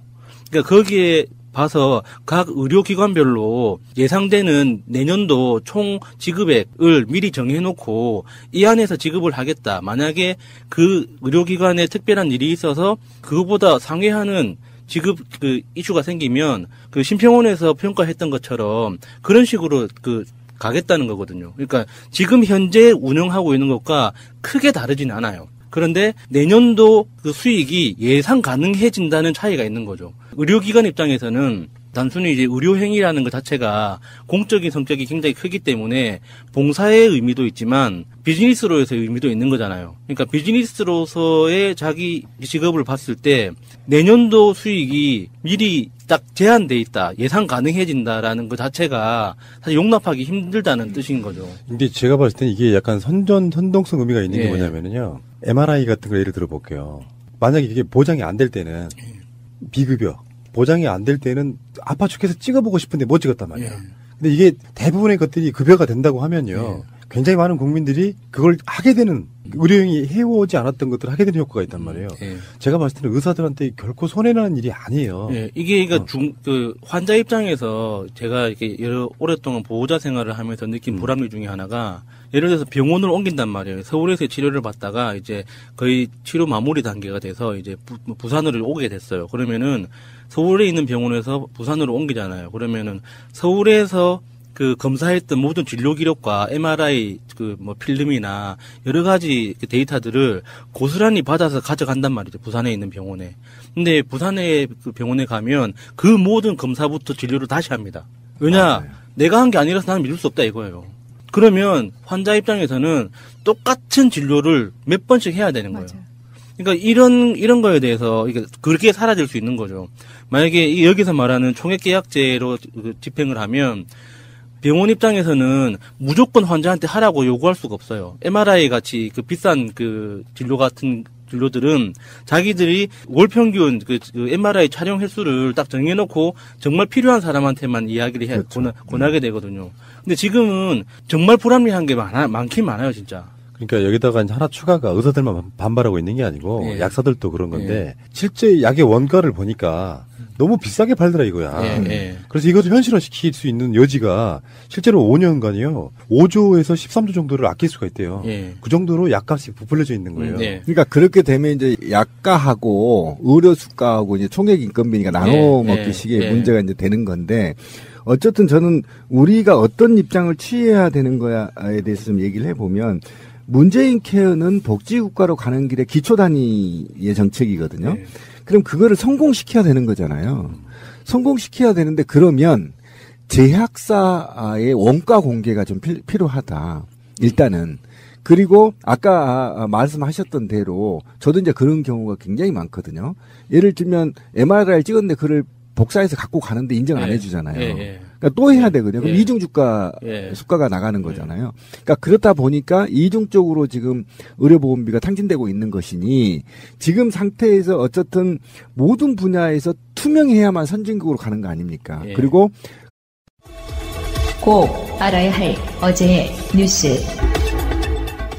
신고리 공론화위원회의 최종 발표 직전에 있었던 일반 여론조사 결과에서는 건설 재개와 중단 의견이 박빙의 차이를 보였습니다.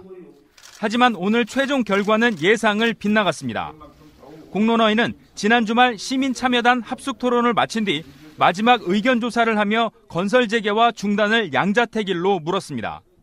그 결과 건설 재개는 59.5%, 중단은 40.5%로 19%포인트나 차이가 벌어졌습니다. 오차범위는 95% 신뢰 수준에서 플러스 마이너스 3.6%포인트로 산출됐습니다. 오차범위를 벗어나서 통계적으로 유의미한 차이를 보였다고 말씀드릴 수 있습니다. 연령과 지역별로는 40대와 호남, 제주 지역을 제외하고는 고르게 건설 재개 의견이 많았습니다. 반면 에너지 정책에 대해서는 원자력 발전을 축소해야 한다는 비율이 유지 또는 확대보다 압도적으로 많았습니다. 원자력 발전을 축소하는 방향으로 에너지 정책 결정을 할 것을 정부에 권고합니다. 공론화위원회는 이런 내용을 담은 권고안을 발표 직후 국무총리에게 전달했습니다. 정부도 위원회의 권고를 존중한다고 밝혔습니다. 오는 24일엔 권고안을 국무회의에서 의결할 계획입니다. 이후 한국수력원자력이 건설 재개를 통보하면 원자력안전위원회는 현장 안정성 확인 절차를 거쳐 공사 재개를 최종 승인할 예정입니다. 국감에 나선 여당 의원들은 오늘 새벽 영장이 기각된 추명호, 추선희 씨를 집중 거론했습니다. 이들의 범행 가담 정도가 상당하고 증거인멸과 도주 우려도 작지 않다면서 영장 전담 판사들의 판단 기준에 의문을 제기했습니다. 작은 역할을 한 사람에 대해서는 영장이 발부가 되고 더 큰 역할을 한 사람에 대해서는 영장이 발부가 되지가 않으면 국민들은 이 영장방을 발부에 대해서 수긍할 수가 없다는 것입니다. 이미 멍텅구리 PC를 없애고 사무실과 집을 깨끗이 치우고 검찰 압수수색 때도 문을 잠그고 함노했다고 합니다. 검사 출신 금태섭 의원은 비공개로 이뤄지는 영장실질심사 제도 자체가 달라질 필요가 있다고도 언급했습니다. 건전한 비판을 할 수도 있어야 되는 그런 절차가 밀실에서 영장전담 판사 한 명이 열몇 시간 동안 해서 사실상 결론을 내는 것이 바람직하다고 생각하십니까? 하지만 야당은 이 같은 지적에 대해 정치 공세라고 했습니다. 적폐청산 사건이 아니면 과연 여기에 대해서 이렇게 목소리를 높였겠느냐, 이런 측면에서 이게 굉장히 정치적인 접근이다. 강형주 서울중앙지법원장은 영장 기준에 대해 객관성과 명확성을 높이도록 노력하겠다고 밝혔습니다. 자유한국당 홍준표 대표가 미국 방문 일정을 앞두고 당 윤리위원회를 소집했습니다. 윤리위는 앞서 당 혁신위원회가 요청했던 대로 박근혜 전 대통령에 대한 자진 탈당 권고안을 의결했습니다. 이와 함께 친박계 핵심인 서청원, 최경환 의원에게도 자진 탈당할 것을 권고했습니다. 탈당 권유로 결정이 났습니다. 보수 진영의 결집을 위해서는 이런 결정을 해야 되겠다. 이로써 자유한국당과 바른정당 사이 보수통합 논의의 발판은 일단 마련됐습니다. 바른정당 통합파 의원들이 한국당에 합류할 수 있는 최소한의 명분이 확보됐기 때문입니다. 자유한국당의 혁신 조치가 과감하게 이루어지길 바라는 많은 의원들이 있다. 동참의 물질기를 더욱더 크게 할 수 있을 것이다. 하지만 앞날이 그리 밝지만은 않습니다. 일단 당헌 당규에 따라 박 전 대통령은 열흘 안에 탈당 신고서를 제출하지 않으면 최고위 의결을 거쳐 자동으로 제명됩니다. 문제는 서청원, 최경환 의원입니다. 현역 국회의원에 대한 제명은 당내 재적의원 3분의 2 이상이 찬성해야 확정되는데 당장 의원총회에서 친박계의 반발이 거셀 것으로 보입니다. 당사자인 최경환 의원은 부당한 징계 결정에 절대 승복할 수 없다며 독재적인 태도로 정당의 민주적 절차와 규정을 무시한 홍 대표가 즉각 사퇴해야 한다고 촉구했고, 지도부인 친박계 김태흠 최고위원도 대표가 독단으로 결정할 문제가 아니라며 윤리위 결정에 대해 당 최고위원으로서 강력히 반대하겠다고 밝혔습니다. 실제로 의총에서 서청원, 최경환 의원에 대한 제명이 거부되면 홍준표 대표의 리더십은 물론 보수통합 논의에도 타격이 불가피합니다. 여기에 바른정당 일부와 국민의당과의 통합 논의에까지 영향을 줄 수 있어서 자유한국당의 친박계 제명 논의가 올 하반기 전국의 최대 이슈 가운데 하나가 될 것은 분명해 보입니다. 방송 중간에 좋아요를 눌러주시면 새날팀들에게 큰 힘이 됩니다. 미리 감사합니다. 트위터가 진짜 언론입니다. 이번 주제는 너무 다른 예산의 쓰임새 이런 얘기인데요.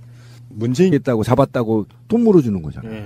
국민의 세금 또는 그것에 비슷한 유형에 해당되는 것들을 다수 약자 국민들이 위해서 쓰느냐 안 쓰느냐 요거거든요. 근데 아까 제가 제목을 이렇게 말씀드렸잖아요. 예산의 너무 다른 사용처라고 표현했잖아요. 드디어 수자원공사 4대강 사업의 주역 수자원공사에서 뒤늦은 양심 고백, 참회, 석고대죄 4대강 사업이 국민적으로 심려를 끼쳐서 반성한다 이런 메시지가 왜 지가 합니까? 이게 지금 국정감사에서 답답하죠. 지금 여당 의원들이 물을 거 아니에요. 4대강 사업에 대한 어떤 이런 것들을. 그러니까 수자원공사 경영진 입장에서는 국민들한테 심려 끼쳐 죄송하다고 이번에 SBS가 단독 보도한 거 보면은 뭐가 나왔냐면 4대강 보험 이틀을 다 촬영해봤어요. 와. 다 세굴돼 있죠. 이대로 두면은 그냥 무너지게 돼 있는 경우가 너무 많은 거예요. 강바닥에다가 너무 공사를 날림으로 해가지고. 그러면 그거 어떻게 해야 돼? 결국엔 폭파해야 돼요. 제가 볼 땐 아마 조만간 재앙이 한번 올 거예요. 에이, 그러지 마요. 아니, 제 말은 그 이유가 뭐냐면 우리나라가 20년에 한 번씩 큰 폭우가 오거든요. 그럼 다 쓸려버려요, 저거. 두고 보세요. 강둑 터지고요. 왜 그러냐면 강우강도라는 게 있고 비가 산에 내리면 이 산에 내린 비가 강으로 도착하는 시간을 유달 시간인가 도달 시간인가 될 거예요. 이게 빠르면 빠를수록 홍수가 날 확률이 높아요. 근데 4대강을 정비해버렸잖아요. 그러니까 유달 시간이 많네요. 유달 시간이 짧아져 버렸어요. 그러니까 물이 급격하게 어디로 모여? 4대강으로 모이죠. 그럼 홍수가 날 수밖에 없어요. 그래서 강을 살리는 방식이 지류를 꼬불꼬불 하게 해놔야 유달 시간을 길게 잡고 땅도 물을 충분하게 스며들고 그리고 남은 물이 우수가 이제 이 강으로 오는 거거든요. 근데 이걸 직선화 시켜놨기 때문에 두고 보십시오. 이 뚝 무너질 가능성이 굉장히 높습니다. 그러니까 수공이 어떤 의미에서 뭘 반성한다는 거예요? 단기간에 대규모 건설이 이루어지다 보니 보호 안전성에 대한 우려가 초래됐고 사전 수요 예측이 부족해 용수 추가 확보에도 보용수 활용도가 저하됐으며 수질에 대한 사전 조사 및 데이터 분석 부족으로 녹조 발생을 예견하지 못해 적정 대응이 미흡했다고도 시인했습니다. 자, 4대강을 어떻게 만들었는지 다시 한번 상기시켜 드릴게요. 홍수 예방, 가뭄 예방, 수질 보호 이런 거에서 전부 다가 의미가 없다는 거잖아요, 지금. 가장 희한했던 게 그거죠. 예비 타당성 조사라는 거를 반드시 하게 돼 있잖아요. 그 500억 이상, 사업비 500억 이상의 정부 사업은 예비 타당성 조사를 반드시 하게 돼 있는데 4대강 관련한 사업 중에 예비 타당성 조사를 한 게 단 하나도 없죠. 수공이 4대강 사업에 8조 원을 부담했어요. 22조 중에. 2008년 부채가 2조 원이었습니다. 부채 비율이 전체 자산의 20%였어요. 그런데 2009년부터 12년까지 이게 이명박의 그 재임 기간이거든요. 4년은 전체 16개 보 중에서 5개 보하고 2개의 댐 건설을 직접 시행을 했어요. 2013년에 부채가 14조. 2조였던 게 불과 5년 만에 14조가 됐고요. 부채 비율이 20%였던 것이 121%로 뛰었습니다. 지난해 기준 2016년 기준 부채 비율은 204.8%. 4대강에 투자했던 8조 원 중에서 6조 4천억 원이 회수가 불가능. 이거를 제외해도 부채 비율은 100.3%. 물론 수공의 잘못은 아니겠죠. 이명박 같은 자가 자기 낙하산으로 수자원공사 사장 내려보내고 국가의 예산이 부족하니 수자원공사 니들이 부담해서 만든 건데 사실은 우리가 다 알고 있잖아요. 이명박이 비리 중에 지금 뭐 다 쓰는 누구 겁니까? 그렇지만 4대강에 대해서는 우리가 직접적으로 이야기를 할 수밖에 없는 게 그런 것들인데 4대강 공사를 하기 전에 애초에 계획은 운하 형태로 만들어서 강을 깊게 판 뒤에 배가 다니게 하고 주요 요소의 지점에 항구를 만들자가 원래 계획이었다는 거예요. 그리고 항구가 들어설 지점으로 예측되는 곳에 땅을 무더기로 사놔. 그래서 자기 이름으로 안 사놓고 친척들 명의로 사놓고 자기가 거기다가 차압을 걸어놔. 차명으로. 이런 괜찮네. 헐. 새가 날아든다는 여러분들의 하트를 먹고 삽니다. 잊지 않으셨죠? 에피소드 제목을 누르고 플레이가 되면 오른쪽 위에 하트를 꼭 눌러주세요. 오늘도 감사합니다. 더 많은 분들이 들을 수 있도록 하트 꼭 눌러주세요. 이명박 박근혜 정부에서 우리는 충분하게 이제는 선진국으로 갈 수 있는 로 데이터를 얻었다고 봐요.